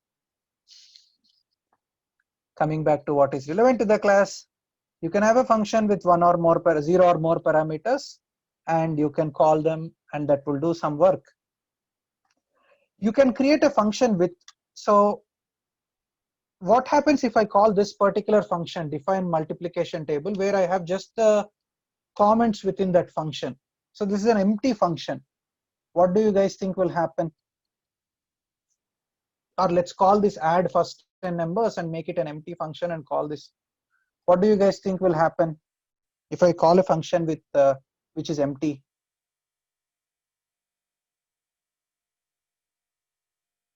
Nothing. Okay, error. Okay, so let's try. So it says error, right? Because it's expecting an indented block. So it's like if, basically, if I write this, if 1 less than 2, and then not do anything, does this give you an error?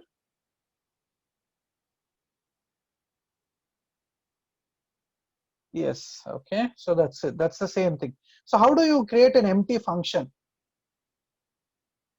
First of all, what is the need to create an empty function? Absolutely, how have to use pass. Yeah, so you can use this keyword called pass.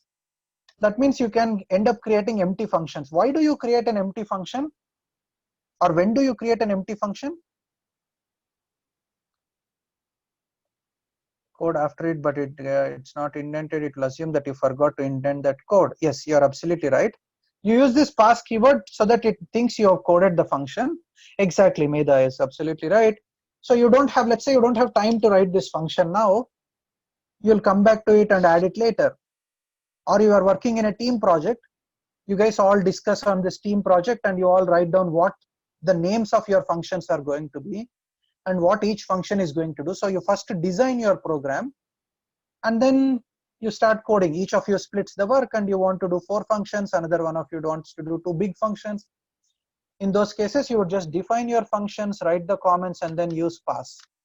So that's a good way to work on larger projects. Yeah, you can add on. You can just leave go fill in. Can our homework be a group assignment? I don't know at this point. We have to maybe like split into groups at some point and then do a group assignment. Let's see actually. Today, let's talk about it. If you want, maybe today's homework, I can give a group assignment question. Yeah, a relatively hard question for group assignment. Yeah, sure. This week, I think we can do a relatively hard question for group assignment. Let me think about it in the next 20 minutes, how to give a hard question. But Matthew Ren, when you guys were on break, asked this interesting question, which is, can your input arguments, can your parameters actually accept arguments as input?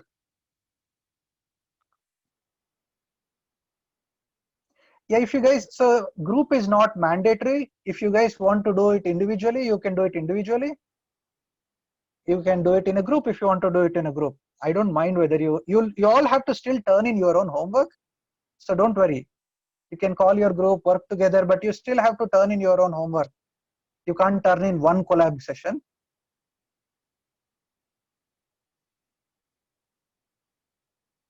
Right, you guys don't have to work in a group.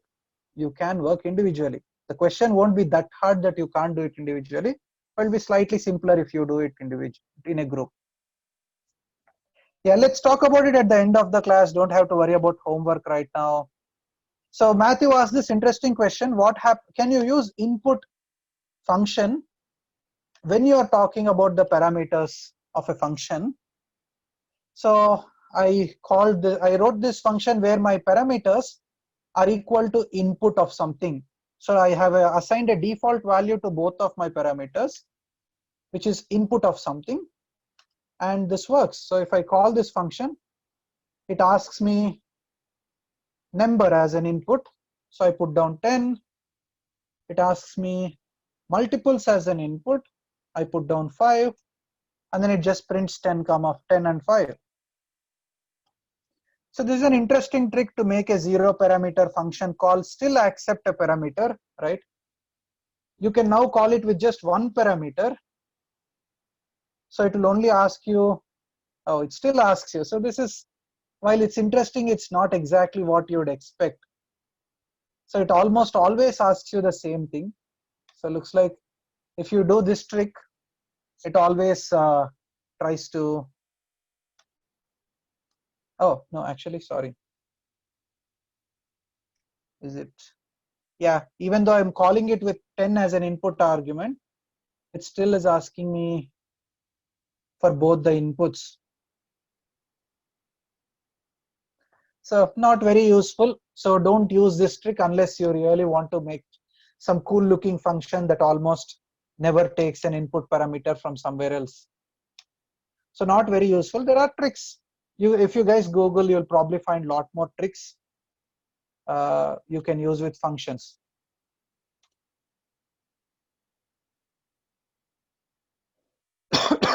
So now coming back to functions. So far, what did we do when we called our function? So far, all we did is we just passed some input and had the function print, right? So for all our functions did is just print something. But what if I don't want to print something and I want my function to give me back a value so that I can use it in some other instance? So let's take a simple example. I want my function to return, very good. I want my function to, instead of printing, what's the difference between these two? Actually, let me see, maybe before we go there. So list of 10 numbers.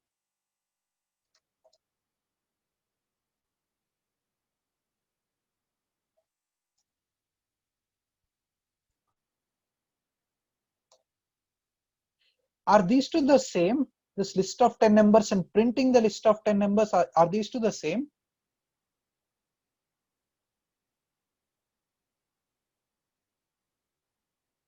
Ah, interesting. Okay, interesting. Good, so good that I asked. Okay, so can I do list of 10 numbers dot append of something? Can I do that? Absolutely, right? Good. Can I do this? Can I add append of 11 to this? So print of list of 10 numbers dot append of 11, can I do that? No, okay. So now are these two the same, list of 10 numbers and printing list of 10 numbers, are those two the same? So does this make sense why list of 10 numbers is not the same as list of printing the list of 10 numbers? This is a variable. This is a list typed variable. This is just printing the values within that variable. These two are not the same. In most of the programming that we have done so far, you guys use print so frequently to print your answers that it almost feels like printing the answer is the answer. No, the answer is a variable, printing the answer is just showing that value. So these two are different. Hence, when we wrote our function, right, when we wrote our first function, hello world, is this function printing something or is this function giving me a value? What is this hello world doing? Is it printing or giving a value?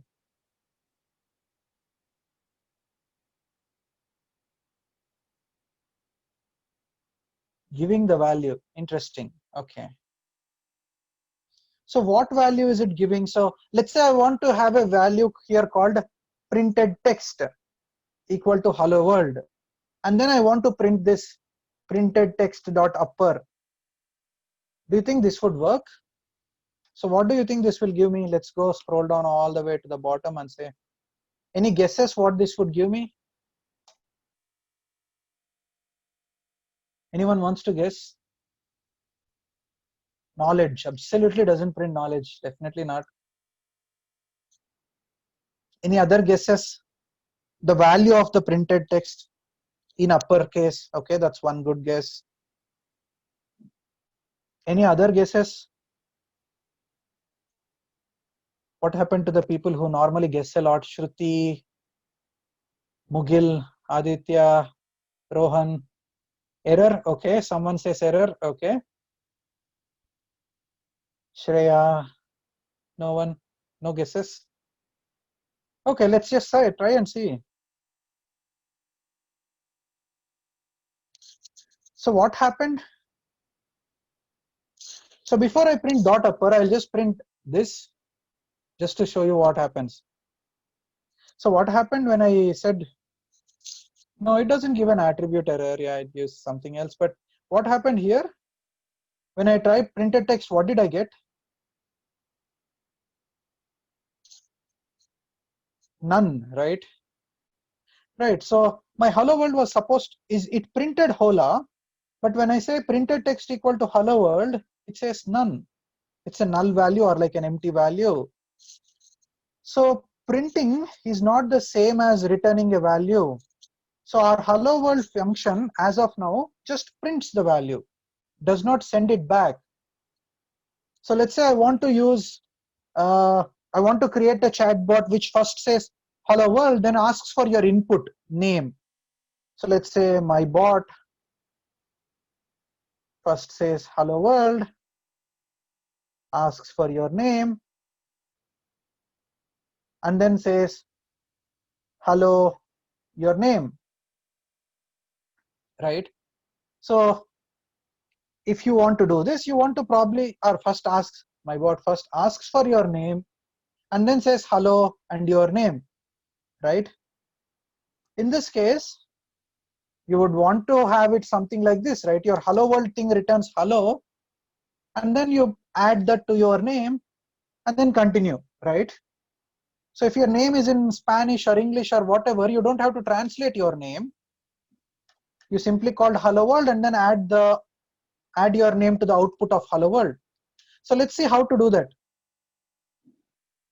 Does the use case make sense? Like, is it clear what we are trying to do? Like, I want to say hola Vibhusha, or hola even a colon and then this. Can I use my hello world function to do this right now?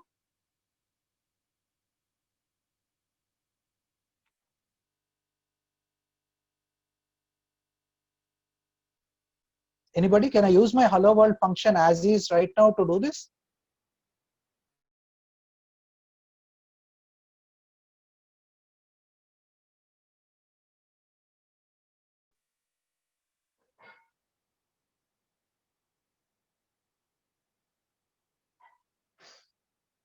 Oops.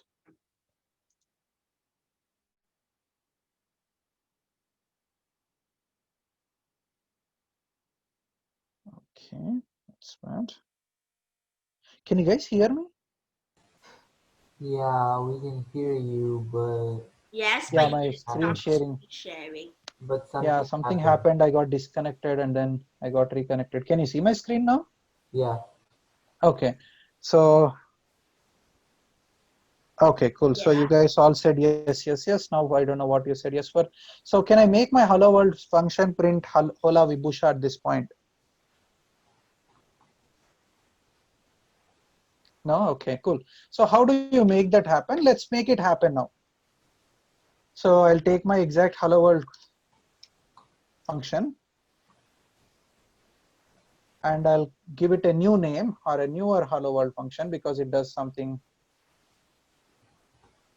new. Hello world returns value. So instead of printing here, I just do instead of printing here, I just do return. So just to show you the difference, I'll leave this one here. I'll comment this.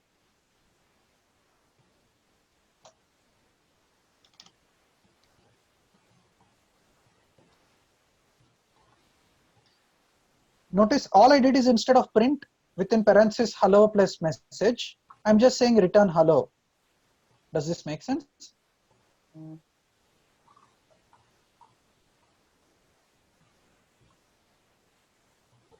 Name underscore bot. Okay. So now what do? I call this function now, the same as last time.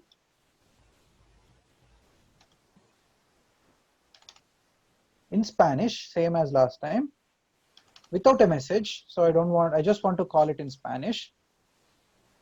What does the plus motivational get? The motivational message. We have to pass it as the input, right? We had some motivational messages.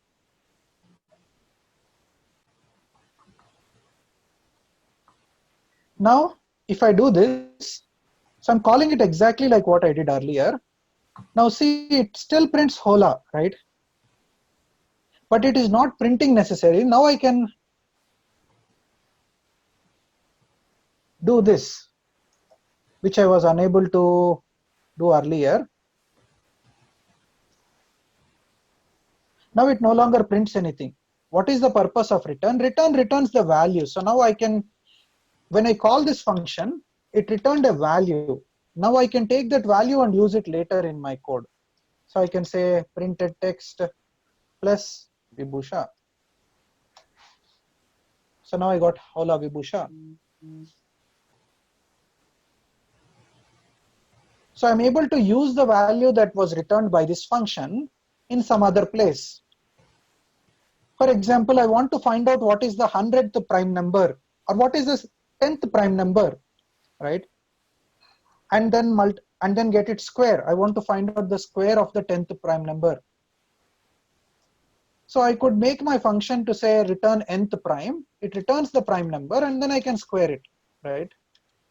Or tomorrow I want to cube it, I can cube it. I don't have to write a different function for squaring it, a different function for cubing it. I just get the output and then I can do whatever I want with the output. It's the same difference as here that we were looking at earlier.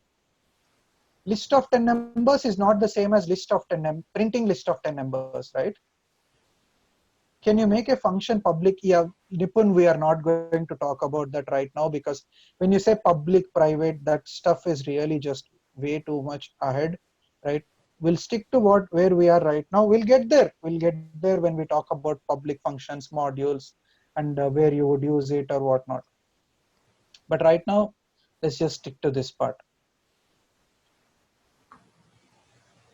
So when you print it, it's just showing the value on the output window. When you return it, you can get it into a variable so that you can manipulate it later.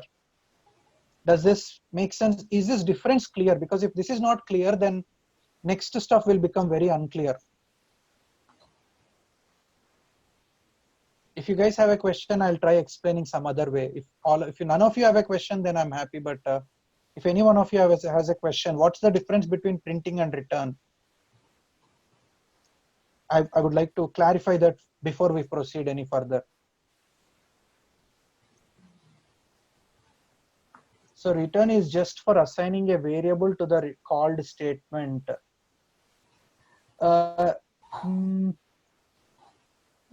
Okay. Yeah. So let me think of other practical example maybe. You have, let's say, $100 with you. You go deposit that money in your bank account. The bank returns you some interest.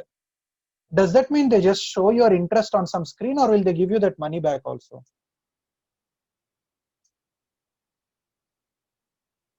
They give you the money. Right. So print is simply saying you have this much money. Returning is basically giving it back to you. Exactly. So if the bank returns your money, that means it's giving your money back to you. But if the bank prints the money, that means when you log into your bank app, it's just showing you $100, maybe 20 cents, because most banks here don't pay that much interest anyways. Exactly. Return basically gives it for your own use. Print is just displaying the value. What is the plus doing? The plus is actually, because we originally were printing both hello and a motivational message, right? Our function returns not just hello world, but hello and a motivational message. So in this example, not very relevant. So let's remove the motivational message for now, and then just let it return hello.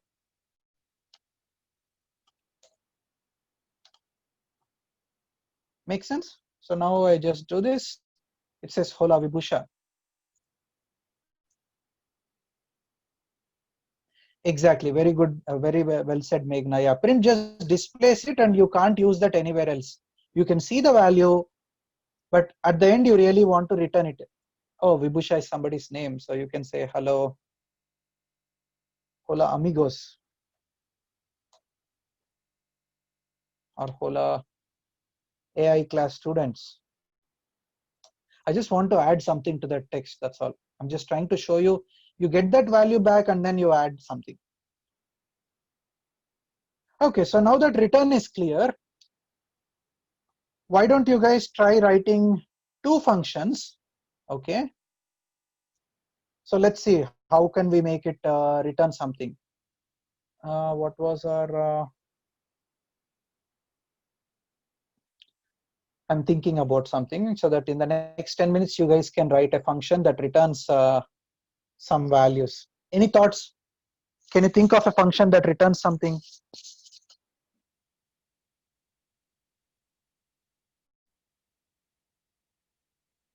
No, no, for you to write it.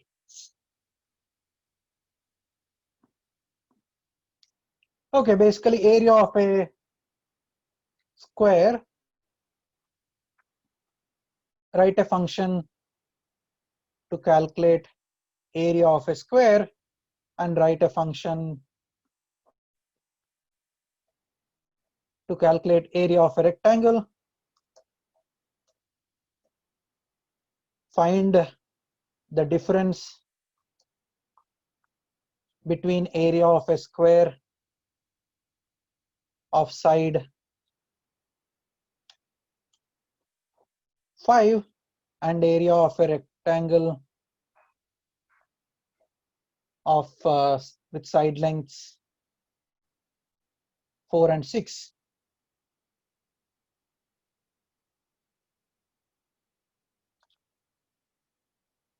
Yes, so Shreyan, how return is useful is exactly the same example that I said. If you put your money in the bank, how is the money useful to you? Can you use the money when it is in the bank? Let's say the bank has no online method. It can give, you can put cash in it, they will only give you cash back. So how can you use that money, Shreyan? Like, it's almost like putting it in your piggy bank. How can you use the money when it is in the piggy bank? You can only use it after you take it out, right? Right, but can you use it when it is within the piggy bank? No, right? You have to take it out of it. So return is giving it to you. Print is just showing you, let's say your piggy bank has like some display on top of the piggy bank. It shows you your piggy bank has $120. But inside it is still the $120. You can't use it, right? So when you say return, it gives it back to you so that you can use that money.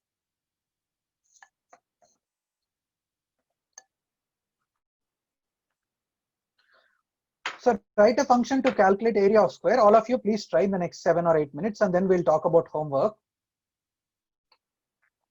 So write a function to calculate area of a square.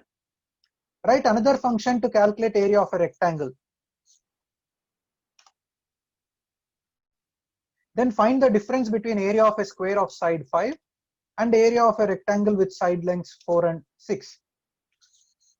No, this is not homework. This is something you guys have to try in the next 5 minutes. So I'll define the functions for you guys. Area of square, side, pass, and then define area of rectangle, length, comma, width, and then pass. Then I want you to find the difference between area of side of length 5 and area of side of length. So this is the question. For those of you who want it in chat window, I'll paste it in chat window also. This is not homework. This is for the next 5-10 minutes so that you can see how to do this. So the output of your final attempt should simply be what is the difference in area, what is the number. Your code should print it, not you should type it by yourself.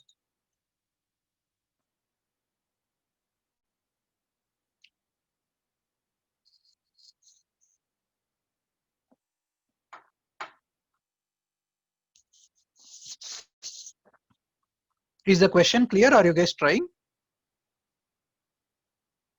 No, this is not homework. This is a question for the next 5 minutes.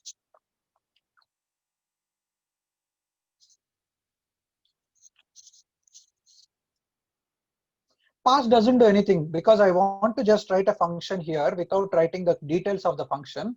I just used pass, but you guys have to go type in the actual function, whatever you want to type.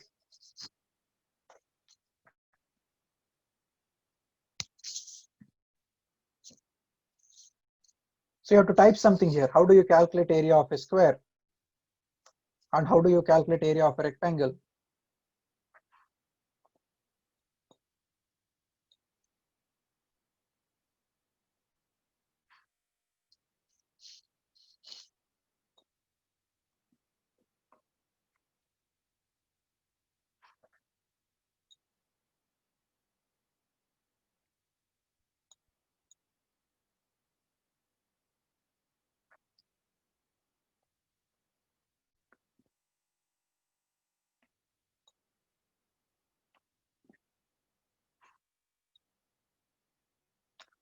Okay, as you finish it, please share your, do you want the code or the final answer? You can share, obviously the final answer, you guys can do it in your head, right? Yeah, share your collab link or your code.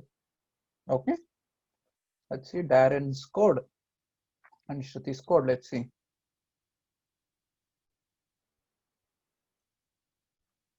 Very nice, Darren. So Shruti. Oh, Shruti, looks like I have to, you have to give me permission. Oh, no, sorry, not your side. Something wrong on my side. Okay, let me try again.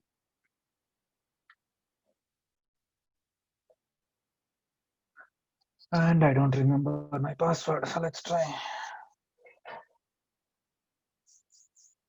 No. Oh, where are the questions? The questions are here.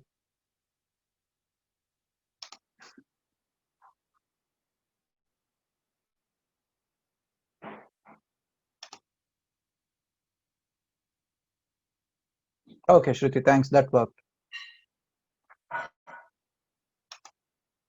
Very nice, Shruti. Yeah, that's good. So who was the second one? Prince. Yeah, your code looks good too.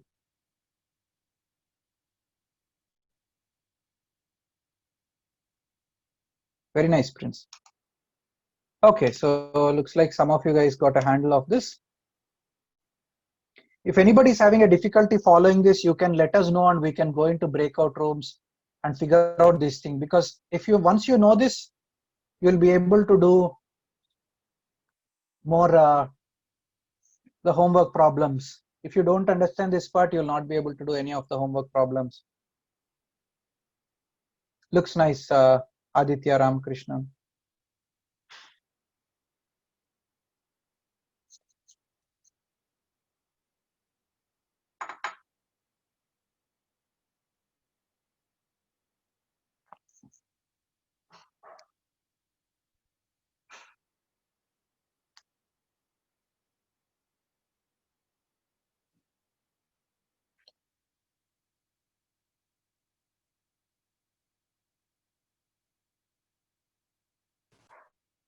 Okay, if someone has questions, if you are finding it difficult to do this, please let us know and we'll split into breakout rooms and we can help you.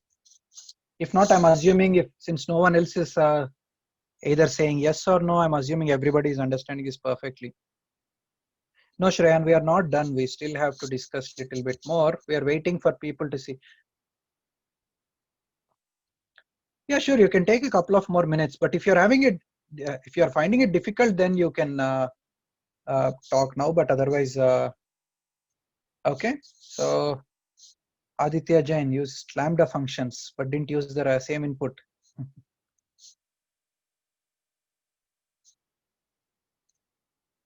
Right. So input was 5 and 4 and 6, not 10, 10 and 11.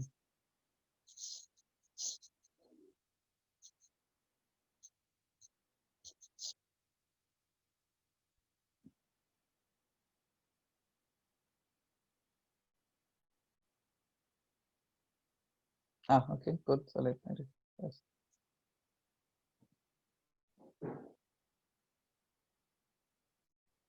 Okay, cool. Yeah. Don't know. I didn't refresh, but okay, cool.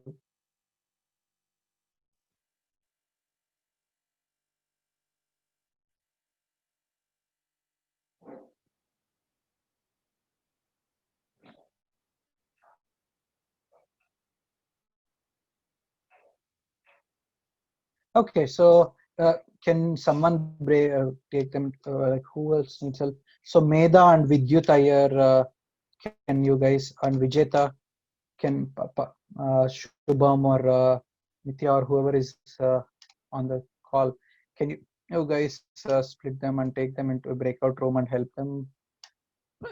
Balaji, Shubham, Pawan, anyone?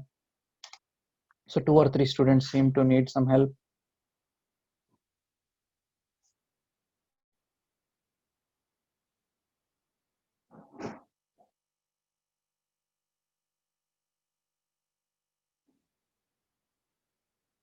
Yeah, looks right, Meda. Yeah. I think you have to give a space, but yeah. Yeah, Monishka, you can try the same way, Monishka. That's correct. You just give it the right input and print the right answer, but you're in the right direction.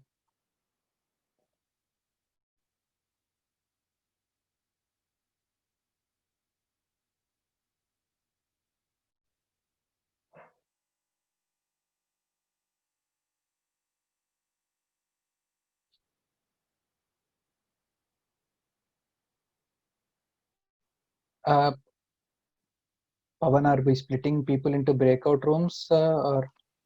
Yeah, I opened a room for them. Oh, okay, thank you. Can you also add Tulsi to that room? Tulsi, Arun Kumar. Okay. If you need to be added, message me so I can add you. So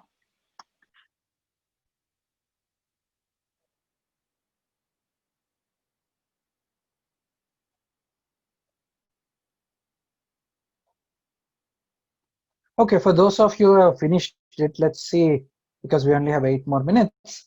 Let's see what we can do for homework.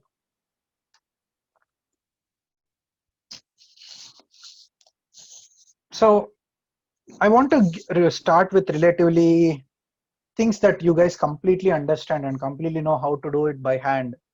Right, so we'll do only mathematical functions this class. Next class we'll do somewhat more real world kind of classes. How do we add inputs to the rectangle square problem? So Shruti, this is it, right? Like when you're defining the function itself, you say side and length and width. Right? Your function is kind of really just not that kind of an interesting function. Yeah, let me first go over the questions, then you guys can vote on you want to do in groups or not. I don't mind either way. So Shruti, you would call this function. So if I want to do this and say, okay, area of square of 5, area of rectangle of 6 comma 4, and that's it, right? Like the user can exactly, yeah, like the user can input side length. Yeah, user can input. You don't have to make it like with all fancy input stuff. Since we are really, our focus is functions, not how to make it usable by others. Yeah, you can just input the input correctly. So okay, let's discuss homework problems for those of you who are done, or those of you are doing, like if you want 2 more minutes, you can continue 2 more minutes from 11:55. We can start discussing homework problems. Any other questions?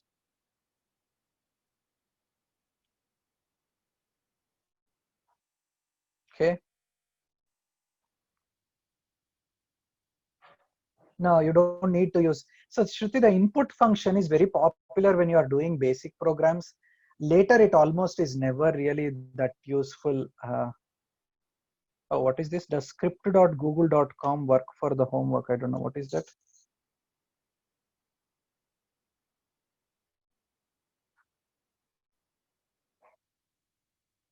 Oh, I've never tried this, to be honest. So I don't know if it works. I don't know. Yeah, stick to collab. I don't know if this works or doesn't work. This seems more like what is the purpose of this? Let's see.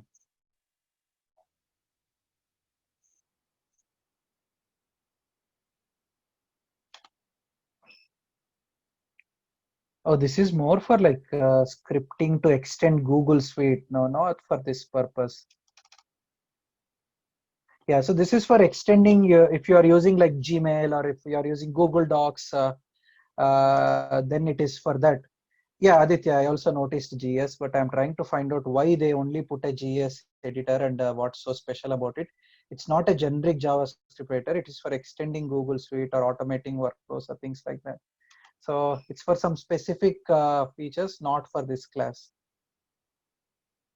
Yeah, so it wouldn't work, Nipun. Okay, you can share in collab and work together in collab itself. Yeah, you can use collab. It works for what we are trying to do. You don't have to move to a new editor. Okay, so now that we have only 4 minutes left, let's talk about homework questions. Yeah, first let's talk about the questions. So simple questions that all of you can probably answer. So first thing, how many of you know how to calculate LCM of two numbers? Okay, all of you know. Okay. How about calculating LCM of 20 numbers?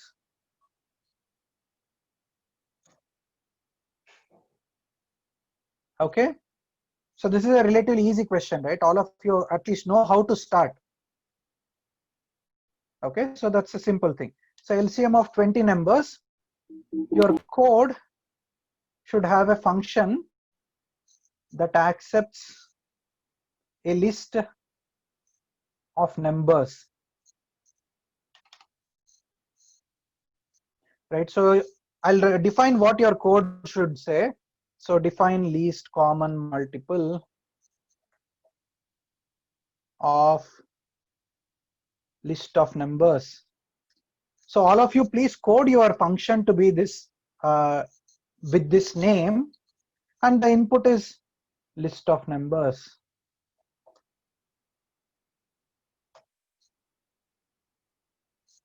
Calculate the least common multiple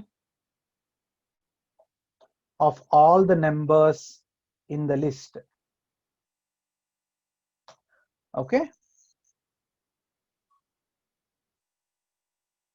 No, the reason why I'm insisting on having the same name is because from this class onwards, we don't have to read your code to know whether your code is working.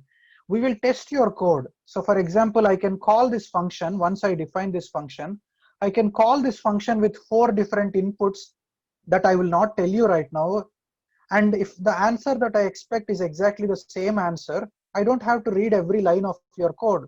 So from this class onwards, the homework submissions that you guys make, we don't have to actually read it to see is it working or did you magically just print an answer. So we will start passing it inputs.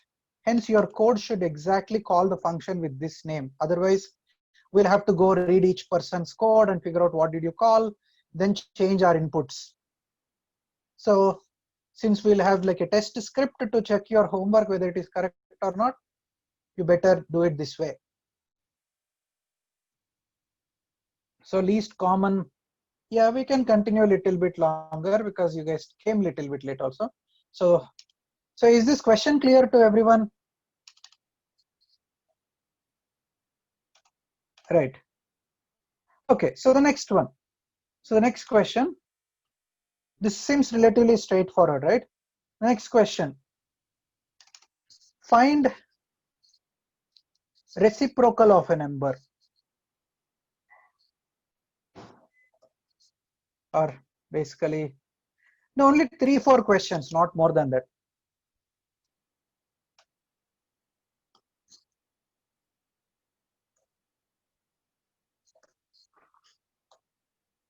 Right, so reciprocal of a number.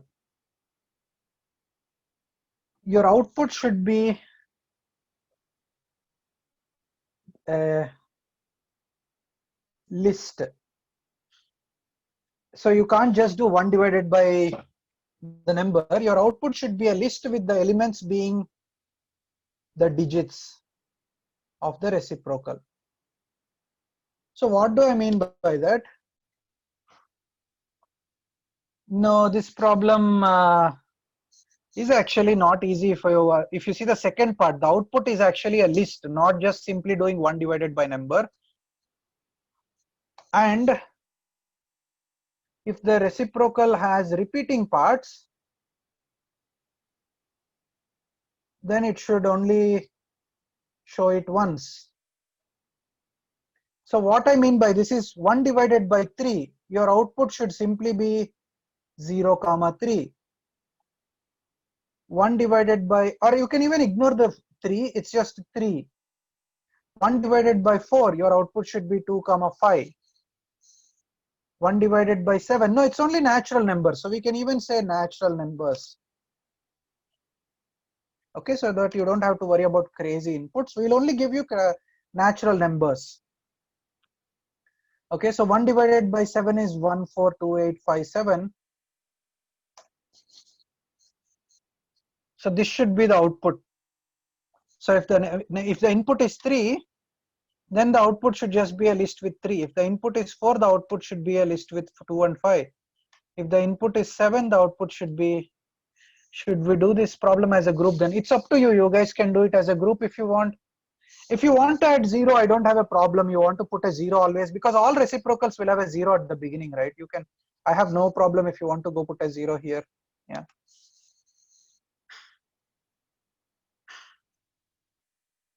Does this make sense?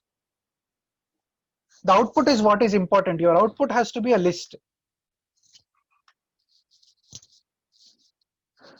So we are converting the reciprocal to a decimal.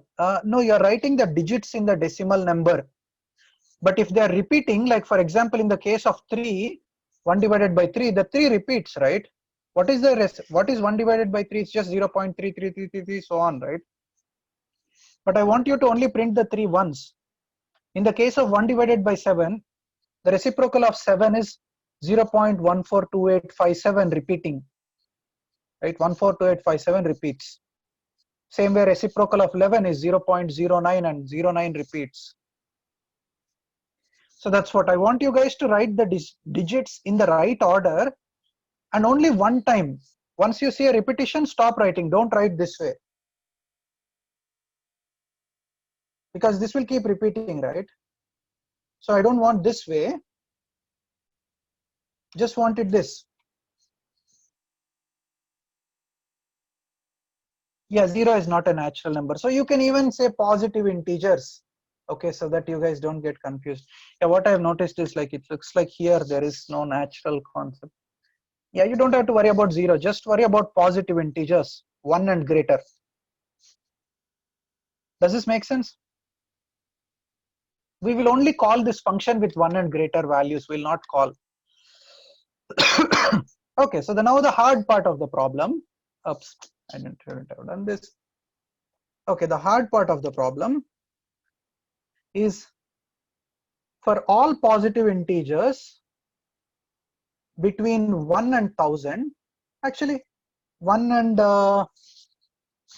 10,000, find the number whose reciprocal has the most number of repeating digits. Not most number of digits, most number of repeating digits. That's one question. Then for all positive integers between 1 and 10,000, find the number whose reciprocal has the most digits without repetition. What do I mean by that? Take for example 1 divided by, let's say, 4. 1 divided by 4 has 2 digits in its reciprocal, right? 2 and 5. Whereas 1 divided by 3 has infinite number of digits, but that's because of repetition. So this is where it gets very hard. So you have to find out which reciprocals are repeating and which reciprocals are not repeating. And only amongst the ones that are without repetition, find which is the longest one. So for those of you who know more like the mathematical background behind this, this is I think called Fermat's little theorem. Let me Google. I keep forgetting the names. Yeah, this is Fermat's little theorem. The other one is just a random made up question. So if you guys are interested, you can Google and find out what this is. The answer to this can also be done through Fermat's little theorem, but you should probably use this function that you did, because this is little difficult to code, and also you can't answer the second question without the other way of coding. So are these three questions clear? Is that all the homework? Yes, it's almost all the homework. Yeah. So are the three questions clear? Please make sure that your lists are the function names are this way. For these two questions, you can simply print the answer. There is no need. And for those of you who want bonus report for 50 points, report 50 points. Bonus. You don't have to do it, it's bonus.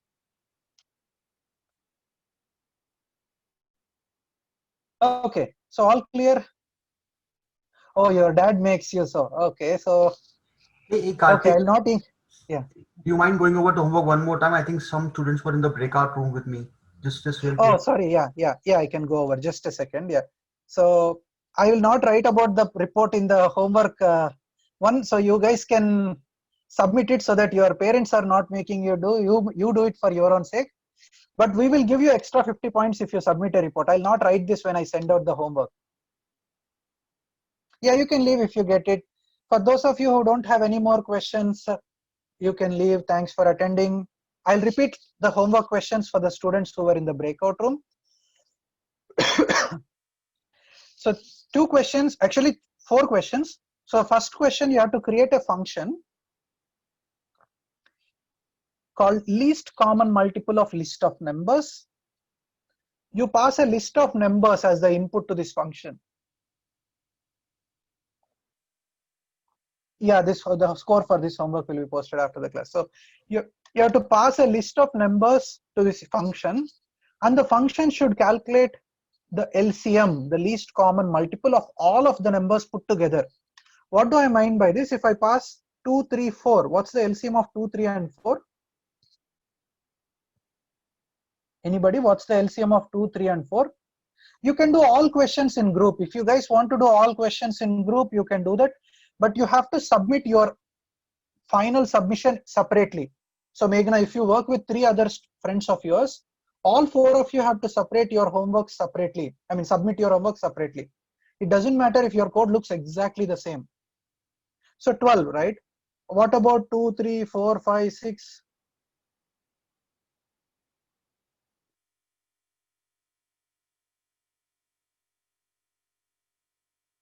30. Very nice. Is 30 divisible by 4? So 60, right? So as you can see, it's not actually that simple to do LCM of multiple numbers. So this is first homework question. So you have to find out LCM of a list of numbers. And the way we will evaluate your code is we will call this function with some different lists of numbers that I would have prepared, and I'll not share it with you. And your code should give the correct answer for those 4 input lists. Only then your code is correct. I don't care if your code works for 2, 3, 4 and 2, 3, 4, 5, 6. It has to work for the inputs that we give. So from this class, we can easily test code without reading code, because you guys learned the concept of function. The next one is define reciprocal of a number. What I mean by this question is you have to, if you calculate 1 divided by 3, you get 0.333333 and so on, right? Your function should return a list with only the non-repeating portions. So here 3 is repeating, so you just stop it at 3 and don't keep repeating the 3. For 1 divided by 4, it is 0.25, so it should return 0, 2, 5. And after that, it's just a bunch of zeros, you don't have to return them. For 1 divided by 7, it is 0.142857, so it should just return 0.142857. This is actually relatively a hard question, but you guys have all done it in elementary school. This is just long division, right? This is ladder method for calculating LCM. This is long division. So you know how to do this. You just have to code these. Are these only problems in the homework? Yeah, these two and then these two questions. The next two questions are for all positive integers between 1 and 10,000. Find the number whose reciprocal has the most number of repeating digits.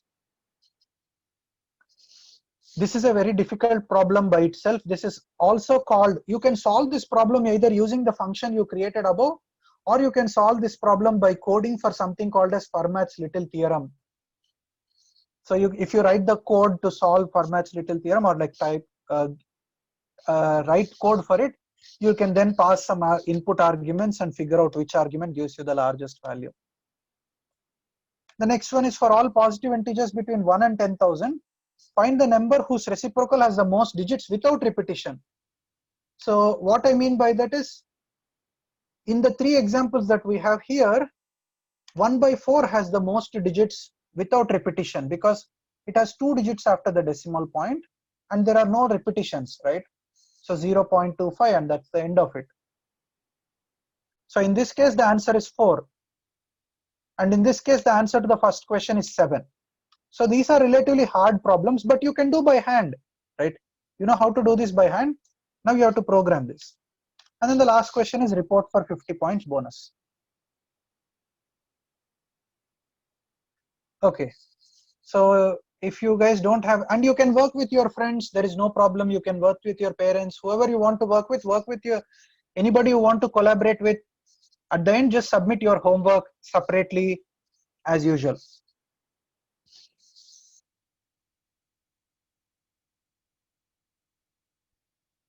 Okay, so Manishka, you have a question? You can talk, guys. If you don't have any questions, please stop. Feel free to drop off from the call. Do you have to collab for, you can, as long as you can share your final end result. Actually, best to use collab for this homework onwards because it's super easy for us to test. Oh, thank you. You're welcome. Don't forget to subscribe and like. If you have any questions, you can email info@agoramatrical.org or comment below and we'll reply back. Maybe. And if you want to see practice things or anything about us, you can visit our website, which is basically the end of the email but without the info and the end. So bye!